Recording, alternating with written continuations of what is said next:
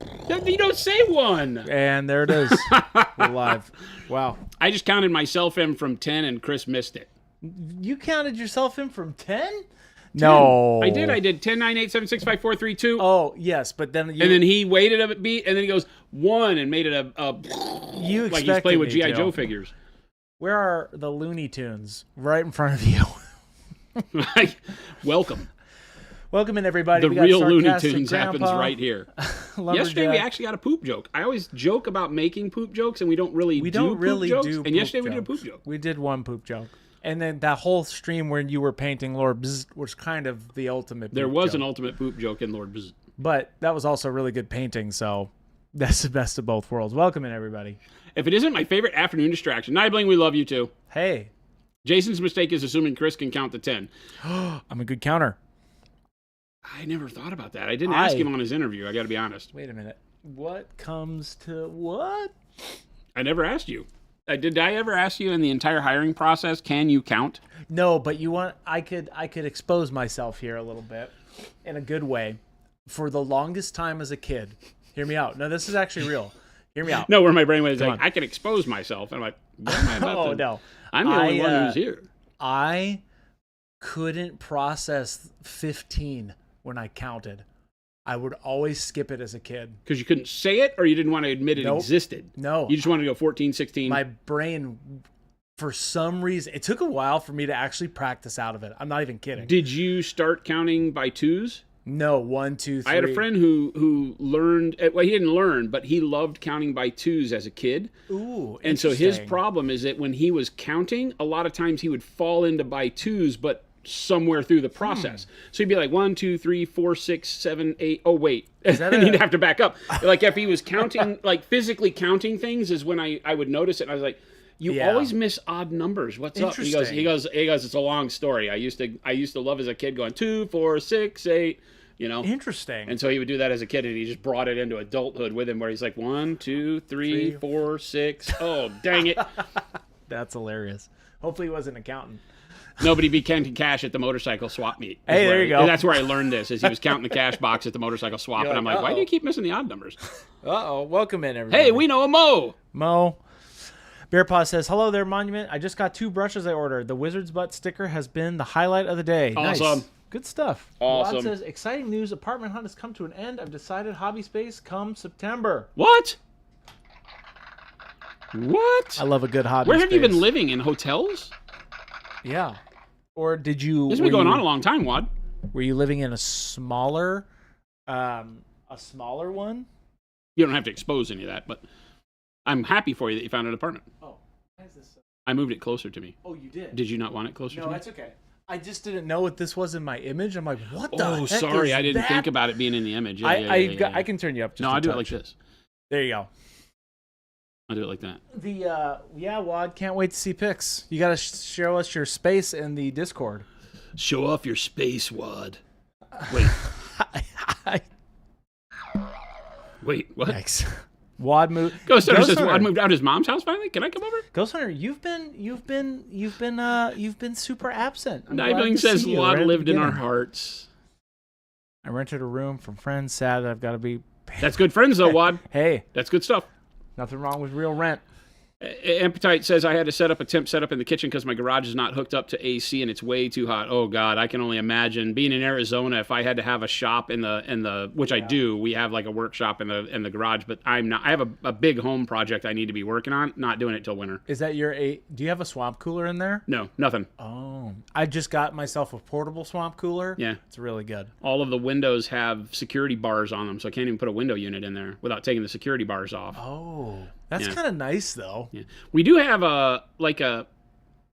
I call it like a guest apartment, except it only has a bathroom and a living area. It doesn't have like a kitchen. Oh, right? okay. Yeah. It doesn't even have like a kitchenette. Casita? But it has a full-size bathroom, and it's a casita. Casita, yeah. Right? And it has a casita that's tied onto the garage. And I've always thought, like, since we don't have a lot of people come visit, that could be like a really cool little studio area for me to paint and stuff. Hey, you're this new channel you've been talking about. There you go. It's all over for Monument Hobbies. I am now focused solely on what the meta in gaming is. Not true, by the way. Not true. Here's a good question. Hi, Jason. Hi, Chris. Oh, wait. That's me. How would you go about painting an oil slick iridescent black carapace look? I know there was a mention of it being in a past video, but you can't seem to find it. We talked about black carapace. We talked about doing that with painting a bunch of like iridescent. You could do it with metallics, painting a bunch of layered colors down, and then filtering over it with black. So that if you paint the colors, it's very similar to how we do the rust effect. If you've seen any of the rust effect stuff that we've done, this little guy here, I said little guy, this huge guy here, being one of the ways where I painted all of like the burnt orange, yellow ochre color on the model first, and then I dry brushed the metallic, right? The silver, the dark silver and silver, I dry brushed over the top, and it just makes doing rusty metal super easy. It happens almost instantaneously. You can take the same kind of approach with what we call underpainting and then overpainting, overbrushing.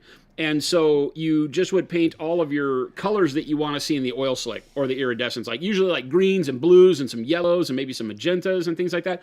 And just kind of spot them around randomly on the model and make it look horrible. And then you can do an overbrush of like a glaze of black to darken it up and make the carapace look black. And you just continually do that until you build up enough of the color and can see some of the colors underneath. And then you can go glaze the colors over the top again as well. Nice. So hopefully that answered your question. It's not super simple, but it is easier than it sounds at the end of the day. Hey, by the way, Christopher, there is a guy like this that has a yellow head. He was always one of our demo models, I couldn't find him. A yellow head? So if you can help me look for him at some point in time. Okay. It's one of those guys, we used him on stream to paint a yellow helmet. He might be deep in one of those. I looked all through the place, I couldn't find it, but there were some shelves up high that I didn't have a step stool to get to, so. We'll find him. Not imperative, I can build the army without him, but I would... No, all of those models I put in there, so Yeah. I know it's in there. It's just so many of them. So weird question for Candon. Last night I dropped some thinner into metallic from Turbo Dort. The paint looked like it was boiling. You dropped some thinner into a metallic from Turbo Dort. The paint looked like it was boiling, made for a wild look. Was it? What thinner was it? Was it alcohol-based by any chance? A water-based thinner I wouldn't think would do that to their formula. I don't know everything that I probably should to answer this question. I would contact them, but an alcohol-based thinner would definitely cause you problems. Anything that had a different solvent in it than water would probably cause you issues. Their paint is not formulated like a standard acrylic paint, so. Yeah. Yes. Boiling? That's interesting. I've never heard that before. He's saying that, yes. Oh, it was an alcohol-based? Yeah, don't use alcohol with acrylics. November says, I'm about to hit go on my first airbrush purchase. Nice. Do I need thinner and flow improver? I'm always a fan of making sure you have flow improver. Our glaze wash medium works really well. So if you want to make sure you've got a product that does double duty for you, that one's really good. It's not as 100% as a flow improver because that's not what it's built to be. Yeah. But it does a very good job of it. And then for other thinner, as long as you're using acrylic, hobby paints, then just water is great. Mm-hmm. You'll see me most of the time spray literally straight with no thinner. And then the time that I do use thinner, I'm using a little bit of water and a little bit of our glaze wash medium as the main component. And that'll do fine. You'll love it. Also, just a tip that Jason talks about a lot. Don't overfill that airbrush. I'm telling you, I was a culprit of doing that. And I'm like, why is it always getting dry? Because I didn't realize that it just was drying. Yeah, it forces you to think you need to thin your paint too much. It's just literally drying in the cup. Yeah. Because I'm like, because it's... And whether you notice the drying in the cup until you go to clean it. Some people don't notice it until they go to clean the cup. That's literally and what you have a to big me, skin of paint all along the cup. But what you're probably also experiencing is some form of nozzle clogging because all of that dried paint will eventually fall down, or like little bits of it will fall down into the trough and wind up in the nozzle. So not a good thing. So definitely don't overfill. You see me all the time when we airbrush this guy, we talked about it, that you try to only fill to the area beneath the cup, if that makes sense. Mm-hmm. Beneath the cup. Well, like if you were to take the cup off, you only fill the area that's left. The cup is just a funnel to get paint in there. Just so that it doesn't get everywhere. Yeah. Yeah, the cup is more of a funnel to get paint into the brush, not a place to hold a bunch of paint. Now, if you're dealing with something more like an ink, then you can put more paint in there because it won't cure the same way, won't cure as fast. But it's just a general good habit to get into to not put a lot of paint in your airbrush. Yeah. It's easier to just fill it again than to overfill it and wind up have it clog or dry up and flakes of dried paint get down in the body and all that kind of crap. So look at us. We're working on, you guessed it, Saturnine and some trim. Non-metallic gold trim. It's looking good though. What on color? Freaking Space Marines. Can you remind us of this build-up for people who are just joining us? The gold. The gold started with dark yellow-green. You can see it on the palette too, kind of the work up there. Dark yellow-green into yellow-green. And then out of yellow-green, we did bright yellow ochre. Bright top yellow of that. ochre. That's what I was trying to think Oh, of. I'm sorry. No. Orange yellow. Orange yellow. And then bright yellow ochre. Which is right now. No, this is bright pale. Oh, okay. There was that. This is the fourth step. Yeah, okay, this is, right. Yeah. It's looking good. What are you going to do with that little sun thing where the purple is? I don't know yet. Like what a gem of some sort? Oh, it's a gem. That's what it is. Okay.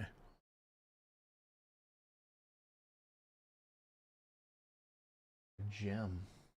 Yeah, I feel like it's like a gemstone, big thing.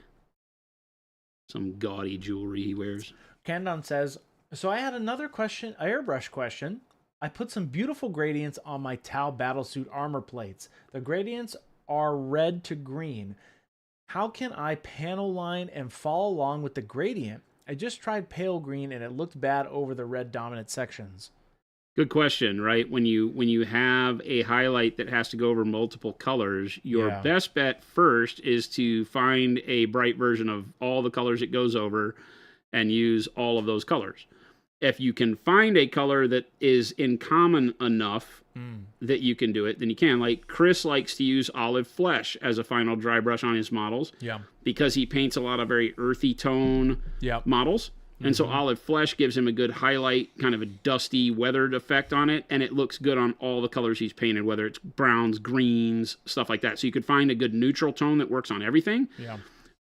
But you will run into areas where, if I use pale pink to get the highlight on red, but the pale pink then goes over yellow, that might not be what I'm looking for. Yeah. So you have to be careful and make sure you find a color that can cross between them, and like pale green over red isn't going to work.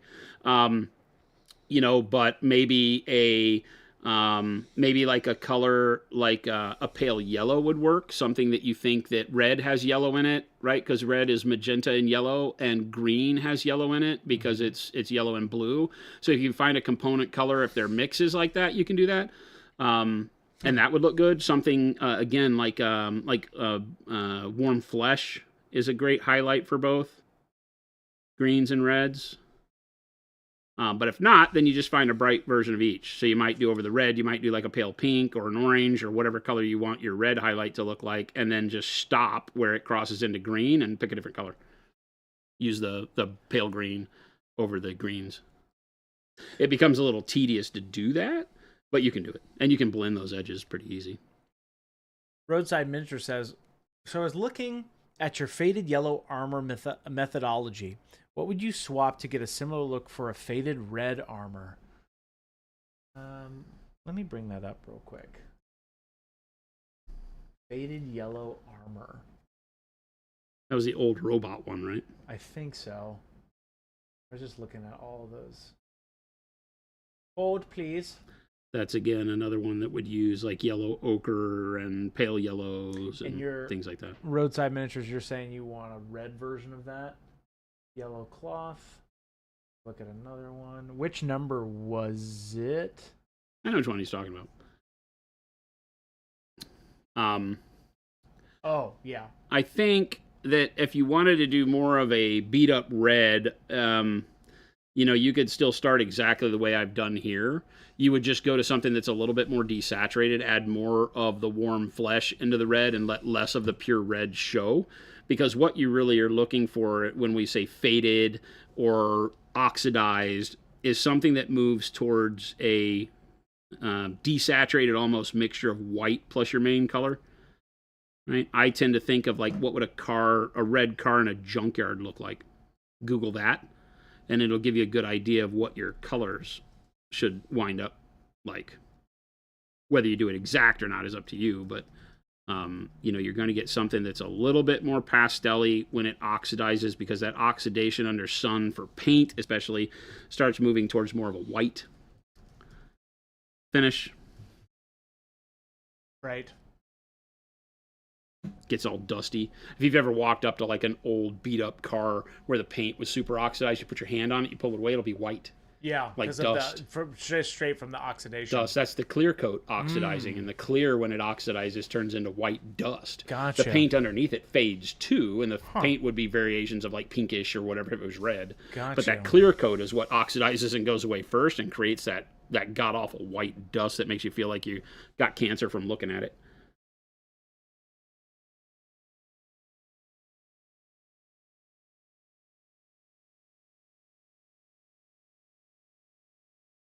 Safety wash bottle. Anybody know? November saying, anyone know that those squeeze bottles with the pointy neck are called? Those, what are squeeze bottle? Safety wash bottles. Safety yes, wash that's bottles, what they're called. Like eye wash bottles.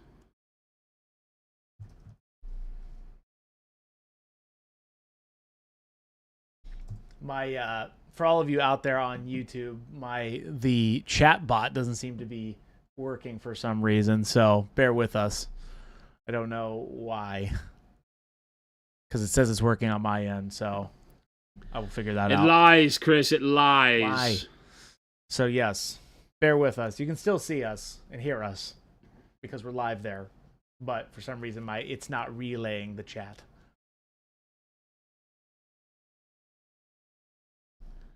You'll tell YouTube you will not, cannot put up with this nonsense. I won't do it. I won't do it, chat. I won't do it. I call shenanigans. Hey, that's not me. What? Have you tried turning it on and off again? I might. I might just do that. That actually might work if I just toggle the switch. But I want to hit a kill switch on you, YouTube. I would never do that to you, chat, my beautiful people. Don't buy it. He's an evil man. Should hear the things he says about you when you're not around. Hey, chat. False. These are all false. Should hear the things he says about you. Is your YouTube plugged in? Huh, maybe.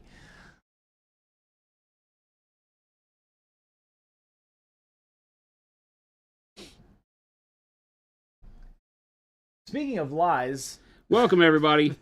Was that my cue? No, Little Billy says, sorry. Speaking of things that lie, welcome in, Chris. And hey, welcome in. That was your cue. Thank you all so much for choosing Monument Hobbies as your viewing pleasure today. My name is Christopher. This is Jason. And, wow, you say that with such enthusiasm. This is Jason. Have you tried setting it to Wombo? Little Billy, you're banned. This is the final straw for me. Have you tried setting it to Wombo? That's as dumb as it sounds. That's silly.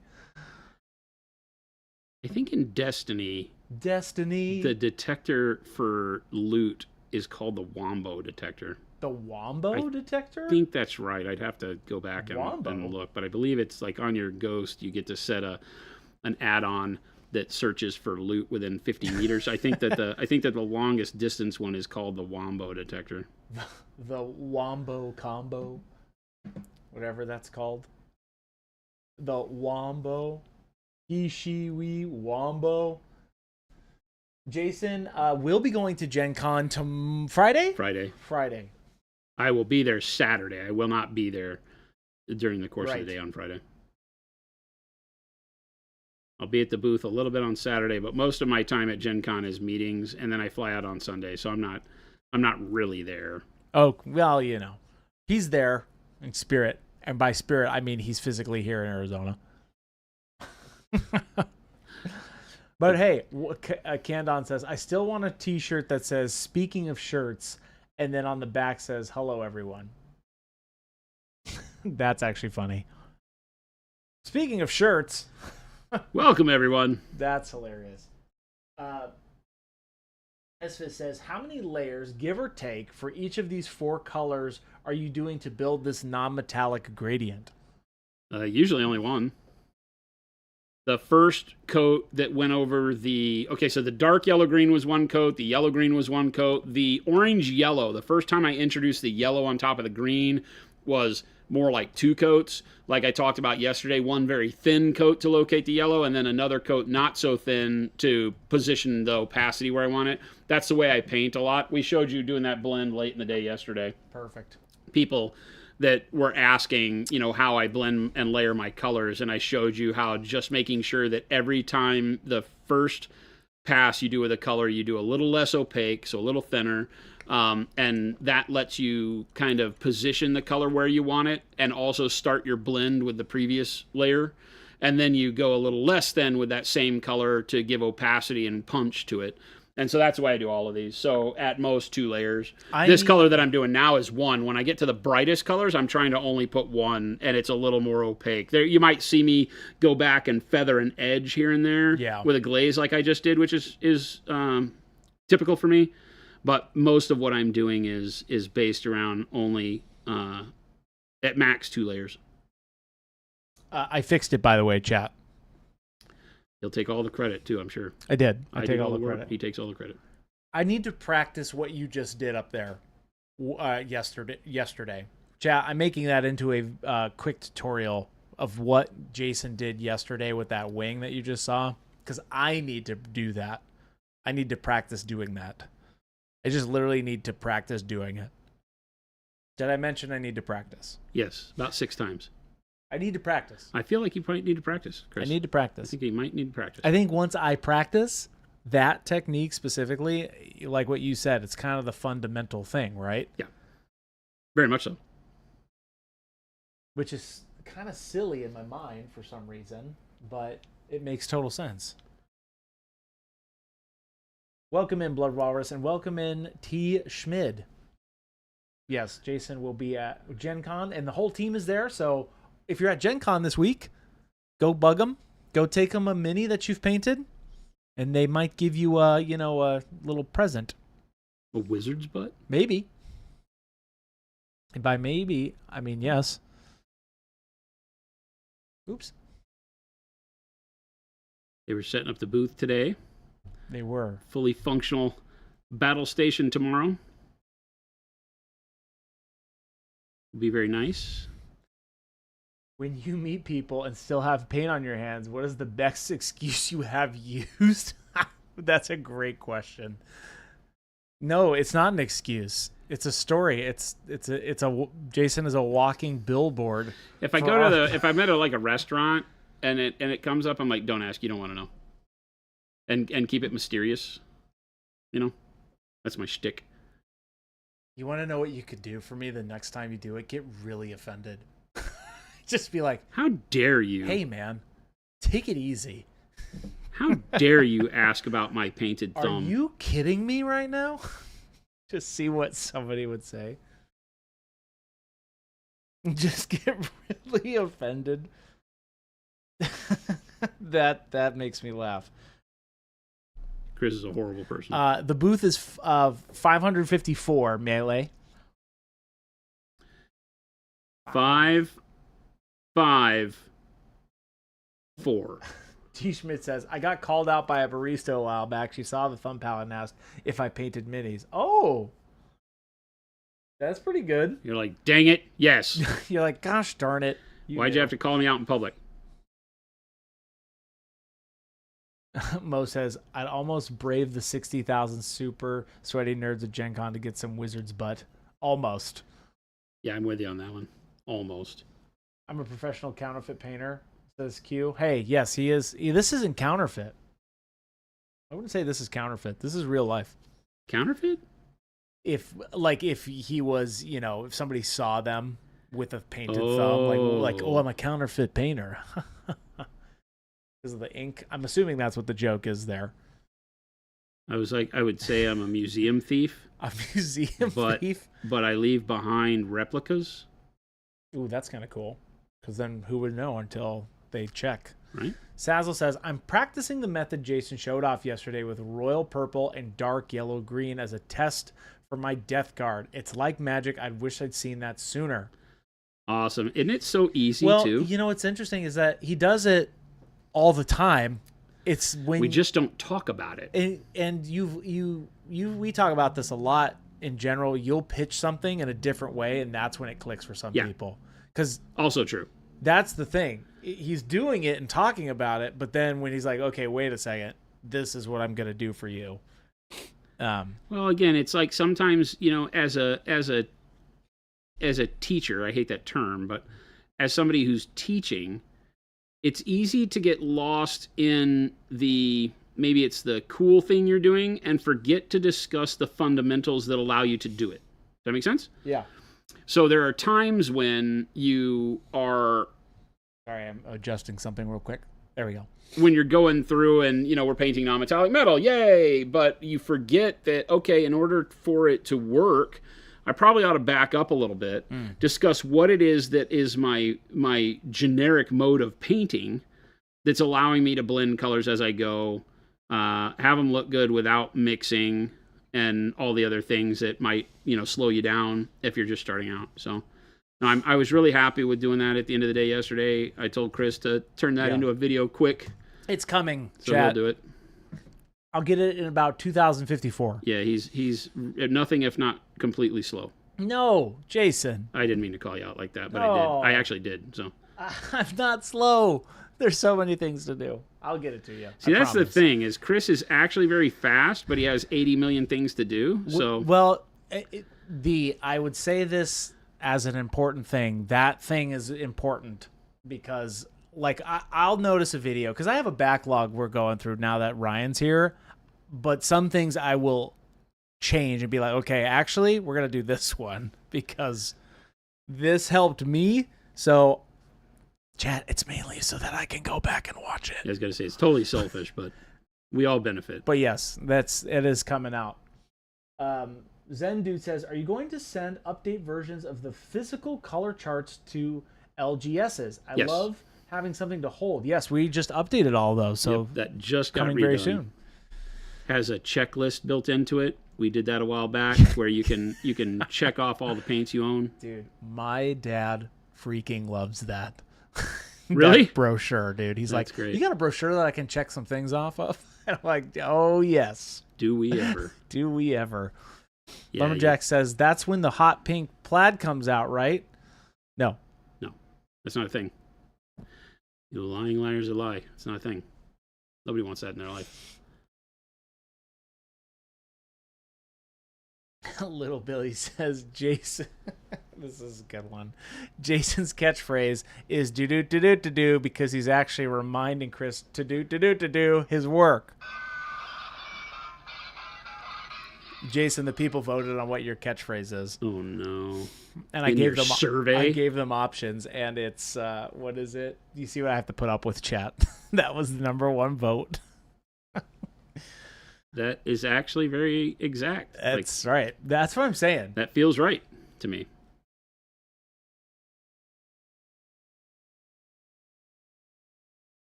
Wad, if he likes checking things off, you should get him to play Battletech. No, we're going to get him to play Bolt Action. Oh, your dad? Yeah, if I'm getting him to play a game, he'll totally try Bolt Action. I think he'll like it, too. He, like I said, grew up on Stratego, grew up on, playing Risk with one of his old buddies, so... Yeah, I can see that being a lot of fun. It's very tactical, so I think you get a blast out of it. Cannon's asking, what is Bolt Action? It's a World War II tabletop game. Is it scenario-based? Yeah, is that completely. how that game is? Completely, and the best way to play it is with the imbalanced scenarios that they do based on military, like, historical context. Oh. But don't freak out. It's not like playing Napoleonics. Oh, okay. Right? At least not in my experience. I'm sure there are people out there that do, but there is a like their take and hold missions, or they have a mission called Surrounded, where the Allies are surrounded by the Axis, and the Allied player, which you can play whatever you want, but one person chooses to be the Allied player. The Allied player has to deploy, I think, 50% of their force dead center in the table. Okay. Oh, The Axis player doesn't have to deploy anything. They get to choose any of the 4 table sides to bring units in on because they've surrounded them. And then starting in turn 3, so you have to last 2 turns as the allies with no support, 50% of your army against the entirety of the Axis. So if I'm playing Germans, I get to bring on all my units against half of your army. And then starting in the 3rd turn, you can start bringing your other allied units in from the flanks. And so you have to survive for 2 turns under extreme fire. And you have cover and stuff in the middle. But the Axis gets a pre-bombardment. We get an artillery bombardment that bombards the center of the table to start. So you could literally start as the Allied with only half your troops and half of them pinned, unable to do anything that turn. Dang. And so you're trying to survive. Now, it's a game that allows you to do that, but it's a game that's not necessarily meant to be played for winner versus loser. It's one that you play the story. You play like hey, we held out. The rest of the guys came. You can imagine what would happen if we played 10 more turns kind of a deal. So I really love it for that. Okay. Yeah, I think that's interesting. And it's a lot of fun. It's one of the best rule sets ever written, in my opinion. It has a really good turn-by-turn operational system where you randomly pick from a bag the order dice, and both players have all their order dice in the same bag. Oh, okay. And so after a unit activates, somebody blind picks another die from the bag, and if it's your color, if it's an allied dice, then you give it to the ally, and they get to activate another unit. So there's some turns where not getting your dice is very beneficial, so you don't want to draw your own because you want to see what the other opponent does with their stuff. Yeah. Like, are they going to take their tank and bring it out where you could shoot it, or are they not? And so you try to rope-a-dope, and it's this game of chicken back and forth, which makes it very tactical. Instead of, I move all my stuff, then you move all your stuff. Or I move a unit, then you move a unit. I move a unit, you move. There might be times where you move 5 units in a row, and then I move all of mine. Okay. It's just random out of the bag. That's interesting. But it has that attrition built in to where the more units of your opponent you pull, the greater chances the next one's going to be yours because you're removing the other dice, right? Yep. So it's a lot of fun.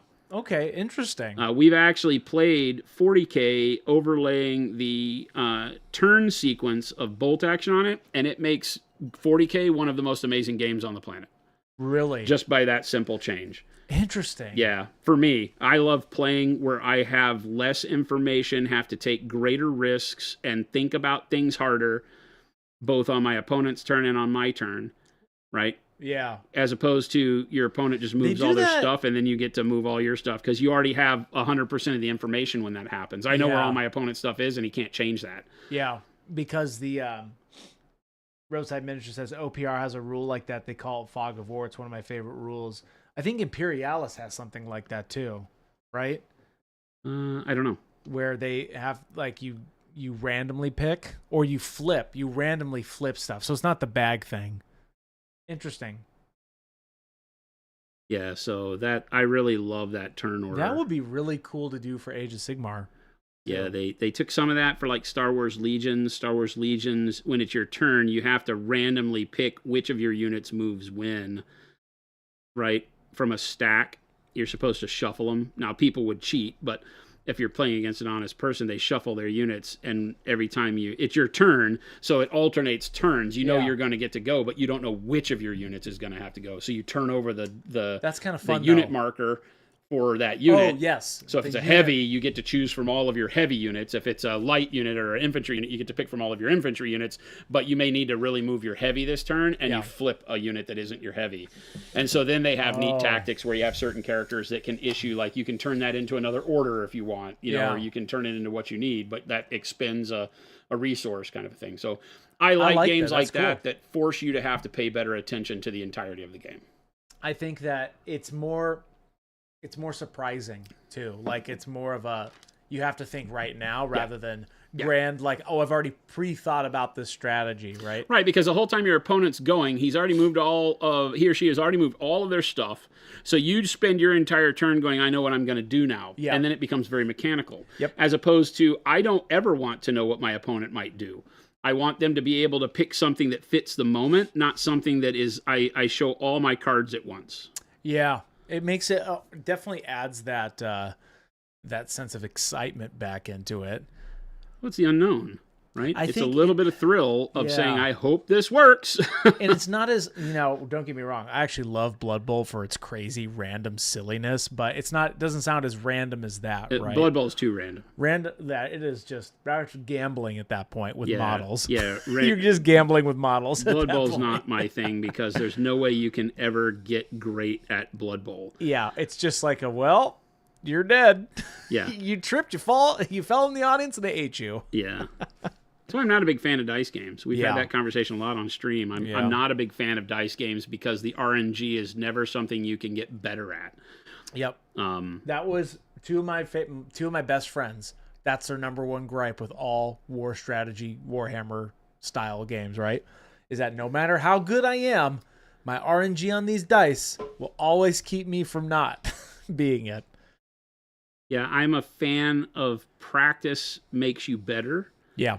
And it can, but it turns into a very meta sport, if Like- you want to call it that, in Warhammer, because You all choose you the do odds. is build. You have to build the right army to break the odds. Yeah. Everything is built towards cheating the odds. Not cheating, but moving them in your favor, which is all weight of dice. 100%. And most of those games, it's going to be weight of dice. It's going to be, I need to roll more dice with better With a target 3-up. numbers than Yep. you do. And so those are the only two things you have to look at. What weapons do I take that roll enough dice, that have a high enough ballistic skill to where I hit on 3s, and how many dice can I roll? Yeah. And that's the army you put together. You don't put together an army that hits on 5s. Yeah. Unless the odds are never going to be in your favor unless they roll 1,000,000 dice, right?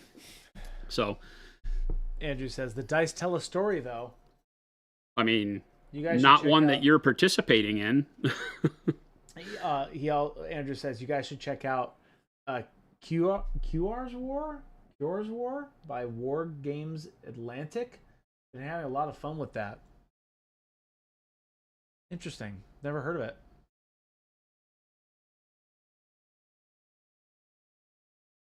Yeah, it's one of the things that makes wargaming boring for me, honestly. Yeah. Is that your army tends to play exactly the same, regardless, almost to the point to where it doesn't matter what opponent you're facing Yeah. and what they do, right? Remember my orc army in Age of Sigmar? Yep. It didn't care who you were. I was going to play it the exact same way every time, and I was going to have a very good chance of winning. That's how You either killed me on your first turn or I won the game. Yep. It was literally how that army worked, and I loved it because it was very swingy. But it wasn't fun after a while because it's like, well, that's all it does. and that's kind of what my Gargants do. My reason why I like the Gargants is because I like that my opponent knows what I'm going to do, right? Because there's not much else I can do. Yeah. So for me, it then becomes just about a placement thing and baiting or seeing if I can scare them off in a way, right? Yeah. Like when I put two Gargants next to each other, then they're like, oh, shoot. Am I going to rush at both of them at the same time? Yeah. So they Yeah, know I mean, how all of I'm gonna hit. wargaming is based around presenting problems that your opponent is going to have a hard time figuring out. Yeah. And hoping that they slip up because you're both under the same constraints of RNG. Yeah. So you're not going to beat them relying on RNG. You have to beat them based on them making poorer decisions than you do. Is that fair? Mm-hmm. Is that I'm going to throw these questions at you and these problems that you have to figure out how to solve. Like two big giants. How am I going to solve two big giants? Yep. Right. With my 30K list, it's going to be really hard against big, heavy vehicle lists because I don't have enough to take out a lot of vehicles. Yeah. Because I have a lot of jump pack infantry that while some of them have the tools to be able to break vehicles, if you kill that unit, then I'm just like, well, I guess we see if I can hold these objectives. That's all I can do. Because if you don't have a lot of dudes, then my army's not going to do. But it's very thematic and feels good to me to put on the table. Yeah. Because it's a ton of dudes that come out of the sky. I've got a big Terminator and his retinue that are my Praetor. They deep strike in, and That's it's fun, like, though. figure this out. It's You've got all it's a these theme. tough dudes in the middle of your army. Figure it out. And you will. You'll kill them. I just hope that buys me enough time to put all my other dudes into your flank. With an army like that, if you lose, is it a less painful thing because you know that you're going into this for the fun theme? When I build like that, I don't care about the win and lose. It's the social time of Yeah. hanging out and telling a story, having some fun. Like Lumberjack is saying, I haven't played a war game in over a year because you roll so bad. You don't roll bad. You just pick armies that don't play weight of dice. You probably hit your averages just like everybody else because there is no bad luck. There is the RNG happens every time you roll the dice. So yes, there can be a day where you feel like all you do is roll ones. Yeah. But there is no roll bad. It's just that you don't roll enough. right? Because the only way you can break the odds of RNG on dice is to roll more. Give yourself more chances to get the right thing to happen. Yeah. That's why orcs were always fun for me, because I rolled buckets of dice. Yeah, and that's I only hit on 4s, which felt bad playing against Marines and stuff, but it was like, look how many I roll. Yeah, and that's kind of how I do a lot of my things, where I'll make such a unique build, and I'm knowing it's like, this isn't optimal, but this is fun. I do that. Well, wargaming is not easy. Right? No. I think one of the things that can be very distressing for people is when they get into it and they start playing. It's not like a video game where, you know, you're going to play for a little bit and then eventually you're going to beat the boss. Yeah. Because it is so RNG based, you could do everything right and it goes against you. You have an opponent that is able to watch your every move and respond to it, and they could just be better at tactics than you are. Yeah. Right? So you have to treat it like a learning experience, because that's what it is. It's figuring out how to rope-a-dope your opponent, how to bait them into things, how to sacrifice your models is one of the biggest things that's hard for people to learn. Because think about it, we pour so much time, investment, and emotion into our armies because we love them. We love the look of them. We've painted them. We've spent all this time on them. Yep. And then you go put them on the table and they die immediately, right? And that feels bad. But you have to remember that the painting of the model and the gaming are two totally separate things. I love the way my units look. I would paint the hell out of my orcs. They would die every time. But you would learn that, you would have to learn if you wanted to enjoy the gaming experience, that you just need to sacrifice models. You need to be like, these guys, I'm going to put them right here. You're going to kill every single one of them. But while you pay attention to that, look what else I did. Yeah. I just put my real scary unit in your back line, right? It's like that meme where the James Bond meme, where it's like, "Towel, Mr. Bond?" You know? Silly man. Watch as I cast the jump and put 5 million orc boys into your back line, you know? Yeah. And, I love that, but that's what it is. And if you have an opponent that knows your tricks, that sucks, because it's like, oh, my orcs were one trick pony. And if you played against somebody who was good at playing against orcs, well, that was going to suck for you. Yeah. Well, yeah, that's why Gargants are always 50-50, right? Because if somebody's got a kill a bow and they got 2 of them, pew pew, right? It's just. Well, they can also just jam lanes to where you can't put your Gargants where you want to without having to fight fights you don't want to fight. Yep.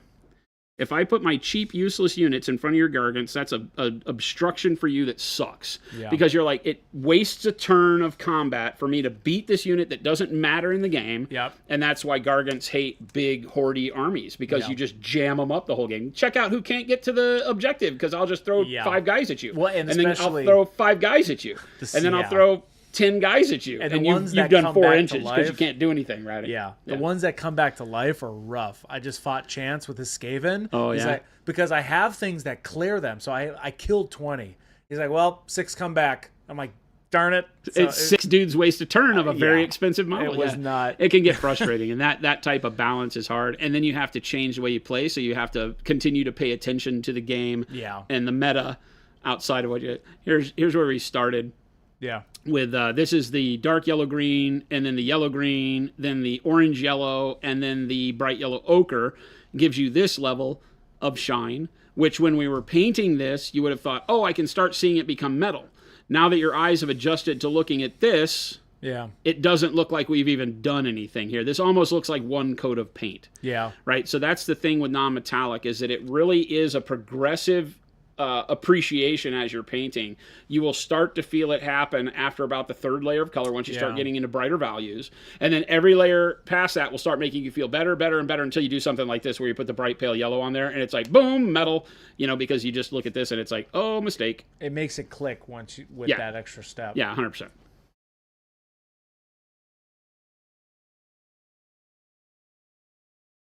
The distraction card effects. Yeah. I hate Murphy and his stupid laws, says Mo. Yes. If it can go wrong, it will. Yeah, that's why I don't play many games anymore, because I'm with Tim. I'm the same grumpy kind of mentality with wargaming. Sure. It has to be worth my time. I'll just be real honest with you. It has to be Anytime I get together, it has to be worth my time. And that's 100%. Why you start thinking in terms of, okay, well, if it's a time I can go hang out with buddies and enjoy an evening or an afternoon of nerding out and showing off painted models, that's why painted armies are so important for me. Yep. There was a time when I was playing competitive War Machine that playing with gray models didn't bother me because I'd be testing my list and, trying to dial things in and meta it all, min max and, win at all costs kind of list building.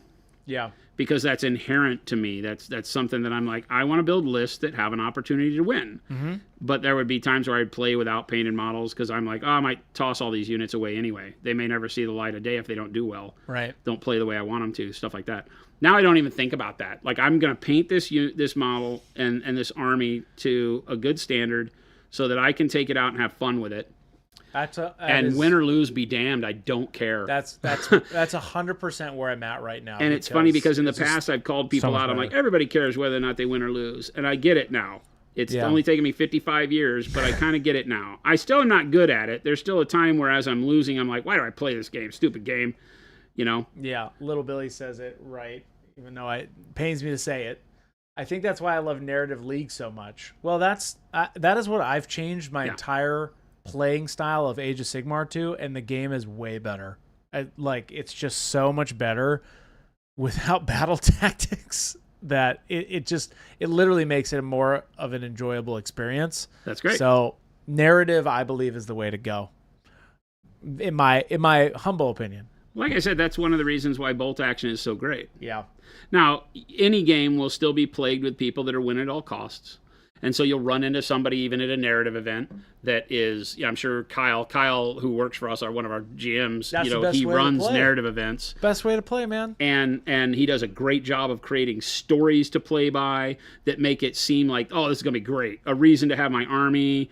I don't have to be the best general. I can come and have a really cool looking army that's thematic and get appreciated for it, which is what I call it my toilet thinking. When I talk about wargaming is how can I take something that has a fun idea attached to it and make it work on the table? That's always my starting point. So many games don't allow you to really pursue that, though. That's why I have all those zombies and all those goblins. Yeah. Because I just want the horde to come at you and be just like in your face. Well, that's why I've always loved spider riders, and orcs and goblins have always been like my favorite trope in fantasy games because they've always been silly. Yep. GW did a great job in their initial being silly orc books of making it silly because the orcs and goblins could beat themselves easier than you could beat them, right? Like they would have their rock labas and stuff that would just throw crap in random directions. None of them even rolled to hit. They just rolled a scatter die from the point you picked on the table that was within range. Yeah. They never had a chance to hit a lot of the original stuff. You didn't ever roll a die to see if it hits. No, you're goblins. It isn't hitting. It's fun. Randomizing from the point that you picked. And so you got to pick where I was attempting to aim, and then it was like, ah! And then everything would fly, and that was the funnest army to play because I had one big, huge brick of black orcs, which were big, heavy metal models, and had my general in it, which was a real badass. He was one of the ones at the end when they blew up the old world. He was one of the ones that killed one of the chaos gods or whatever that happened. He's the big guy. And I would run those, and they kept sort of things okay around them in an aura because they were brutish. They were the only thing in the army that played seriously, that played like everybody else's army, were the Black Orcs. The Black Orcs got to business. They marched across the field. They murdered stuff. They rolled right. They hit. There was no funny business with Black Orcs. Everything else in the army was a complete crapshoot. Fanatics were the most insane thing because you hit them in your units, you push that unit up in front of somebody, and they just went randomly out in a direction. The first turn they got to go where you wanted them to, and every turn after that until they died, they just randomly, you rolled the scatter die, and that's where they went. That's where they go. X amount of inches, and caused so much damage. Back in the day, they were like putting a deep, like a Titan weapon down. They would just clear whole plates of units out of the way. It pissed so many people off. Sure. I had my buddy with all of his Tomb Kings, and it would just be like, oh, I don't get to bring dudes back because they wiped the entire plate of 40 Tomb Kings off the board with 2 fanatics running into them. 2 goblins with ball and chain would just murder entire units. I love that. But then they turn back on you and kill half your army because there's nothing you can do about it. I love those kinds of armies, though. That's why I like the zombie army that I have now that I'm reigniting. Yeah. Because they just, when you kill them, that's the thing. They're an explosive tar pit. So the zombies are always coming at you because that's what zombies do. And they'll just keep going at you until they're totally dead. Right. So on a 5-up, it's going to be way better now, that's why I'm excited to play that army.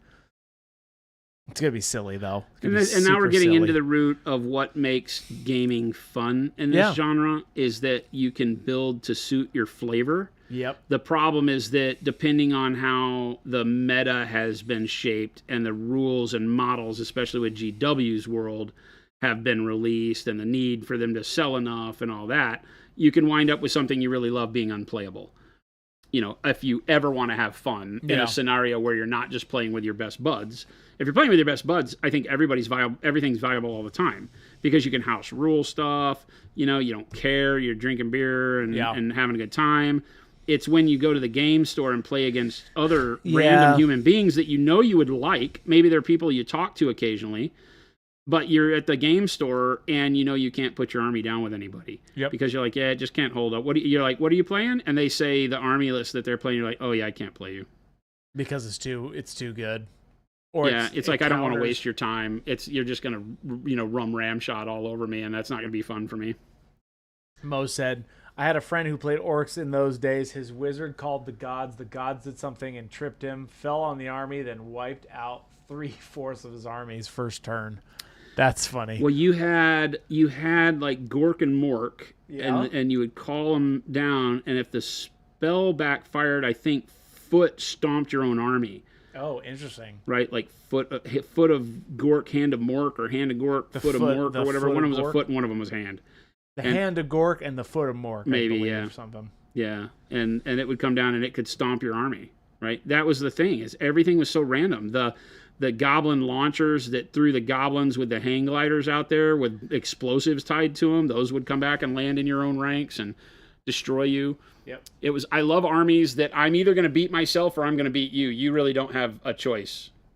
One or the other is going to happen. I like those. Good luck with you beating me. I'm going to beat myself or I'm going to beat you. I just love those lists because they're fun. If I'm going to play a game that's fully random, I want it to be fun. I don't want to feel like, okay, I could win the game. I've done everything right. My main unit's about to take over this spot, and if I hold this point, and then I roll a bunch of ones, and you're like, are you kidding me, dude? Yep. I can totally relate. Here's a question. Most people paint dark to light. Yeah. Have you ever tried reversing this? I painted football helmets. I started light and uses glaze and wash to darken the recesses. I used a black primer with gray and white zenithal. Going to try this on a miniature. Sure. Yeah, I don't prefer it because painting shadows onto a model from the get-go is a little bit too much. It doesn't hold any value to me. It doesn't make it look any better. It doesn't give you anything other than I guess the comfort if that makes more sense to you. And since that's not how I paint, it doesn't make as much sense. But I know a lot of people that go from light to dark. They'll prime every model white. They'll put a base coat on, and then they'll paint the shadows in. Really? Yeah. Oh. Tons of the very top-end painters in the world that are competitive painters start that way. Well, I guess what's the biggest difference starting that way? It is, I think, and I don't have anything other than anecdotal evidence on this, but people that paint canvases that come from a more traditional background are bent towards that already. Okay. So more of the people that are, I would say, traditionally schooled in art. Yep, that makes sense. May assume that works better for them because it's just how they've always worked. Yep. And so that makes sense. I've painted canvases and all of that, but from my perspective, it just always made sense from a logical perspective to paint from dark to light. I call it the Da Vinci school of thought. Okay. Da Vinci believed that that's the way you painted because even he didn't paint miniatures, obviously, but he might have. You never know. But he believed that because that's the way light in the real world works, and so he was trying to reproduce reality in that sense, because without light, right, there is no color, there is no shape, form, value, volume, nothing. Light is the principal key. So if you start with a black model, that's no light. And then you start adding light. You start turning the dimmer up is the way I think about it when I paint. And it means that, number one, it's easier because the shadows are already there. They start with black or dark purple or whatever we base coat it with. The shadows already exist, so I'm not getting my paintbrush up into armpits and crotches to try to darken them up. Don't want to ever do that. And then you just start building light, and it means that every brushstroke has a direction already because everything's already shadowed. All my brushstrokes bring my paint towards my light source. So assuming I only have one light source, I only have to paint towards the left shoulder with all my colors. So it already bakes in a process for you when you start dark to light. When you start light to dark, it isn't the same case. Yes, you could say, well, but I just paint all my shadows in the same direction. Not the way it works, because you're having to back and forth those shadows and those mid-tones as you build them. You don't have the same flexibility to pull every brush stroke towards the light as you do with painting dark to light. So I just think I teach dark to light.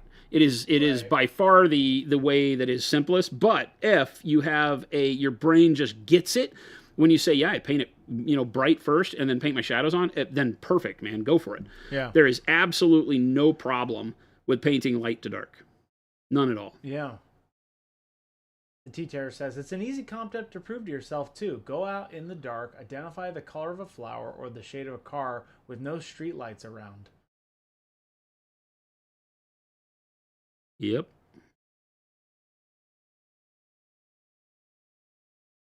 Madness, I tell you. In my mind. Madness. Oh, I would just have to try it. That's the thing, right? What, light to dark? Oh, yeah, because I am so pinpointed on where the light is coming from, but I think that's just because how I shoot everything too. In my mind, like photos and video, I'm like, well, the light has to be coming from somewhere. Well, and that's the strange thing is when you watch artists who paint light to dark, the first thing they do is darken the model up to put the shadows on. And I'm like, well, the primer could have done that for you. Right. And then that's why you're seeing such a big trend of people doing the dark base coat and then like the zenithal prime or the slap chop, highlight brush work on it, because then you can very easily get back to a bright kind of white finish where you need it. And still have your shadows baked in. Right. That way if you're painting vibrant colors, because one of the things that people argue a lot is that if I start with black, I can't ever get a really vibrant base coat over it because the black dulls it down. And I'm like, well, that's not true.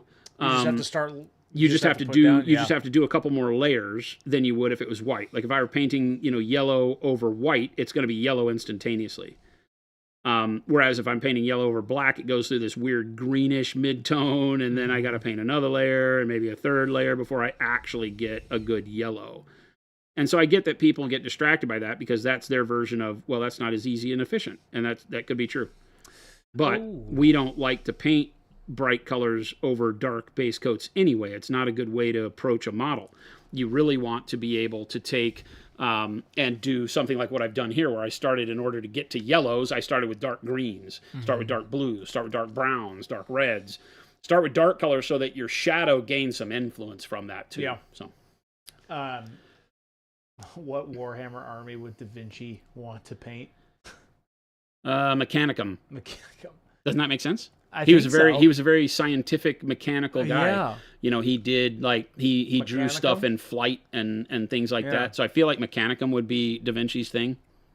My personal as a realistic answer. I would hope that he would do orcs and goblins because he's fun like me.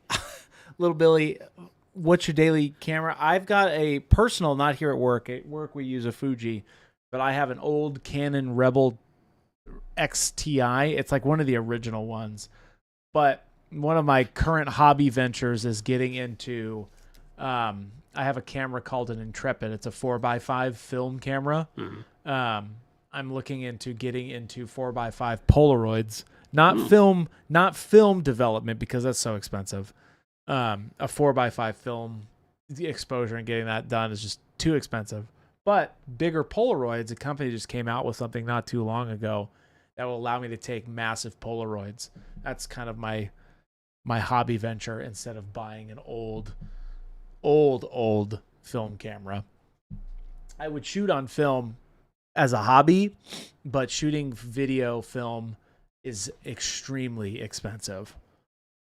Extremely expensive. Oh, cellulose? Oh yeah, a Super 8. No chance. Super 8 for about 3 minutes is going to cost you anywhere from $80 to $100 to develop. Yeah, it's crazy. Into a 480p image. It looks super cool. Just don't have the kind of time or money. So, I like Canon colors. I like Sony for shooting. And I like Blackmagic for shooting too. Yeah, Sony's just too sharp and weird on their color space. It's very sharp, and you got to know how to color grade it because it's wonky. Sony bit into the full digital, we're going to give you the crispest, non-natural thing that you can then color grade however you like. Yep. And it's like, wow, that feels very strange. Lumberjack says, "Oh, Monument Hobbies. I went to paint a little before D&D last night and grabbed the wrong Sable number 3. It looked real bad and had no point whatsoever. I grabbed some brush goop and almost got the point back. I did find the brush that has a point. Been using it for a year and a half now. Nice. That's a good run for a brush. A year and a half? Heck yeah. Dang. We got to get Jason to clean those brushes. Maybe one day." I show people the work you can do with an absolute dastardly paintbrush. It's funny when we have people come on stream going, how do you even paint with that thing? And I'm like, I don't know. That's true. You can clean these things. You can do that, Jason. You can clean this brush. Philip says, "Don't lie, Christopher. I know you had the hidden treasure money from your times as a prospector." That's right. The old gold, Philip. Oh, old God. gold. Gold them there hills. I like my Canon, but it's old at this point. I like Canon. They're fun. I will not clean his brushes. I wanted to put a Canon in the front yard, and Jen said no. Nibling says, "You can clean them, Chris." And no. The answer is no. That's the thing. I keep telling him. I was like, well, I'm not cleaning these brushes. I ain't cleaning these brushes. I got stuff to do. See what I have to put up with, chat? See what I have to put up with, chat? That's true. A master can make a masterpiece with anything. We are proving it right now. Because these are dirty brushes. These are really dirty brushes that are having a hard time holding a point because of how dirty they are. Oh, show. But it shows you that a lot of what I do paint-wise is with the side of the brush. And I talked to you about how I make a chiseled tip out of my brush the whole time I'm painting. You're constantly doing that, too. It's more of the side of the brush and the side of the tip. You know, especially it's very noticeable when I paint with smaller size brushes like this, because as I wipe the paint off, zoom in close. Yeah. Notice how my point when I'm painting is flat. I'm painting like this. Oh, I have another stray. I have another stray hair as he makes everybody sick there. And then it has a very sharp edge this way, but I'm painting with the blunt side and pulling the blunt side along the edge in most of what I'm doing. I could see your thumbprint, how zoomed in I could get it. Oh yeah, definitely. No, these cameras are phenomenal like that.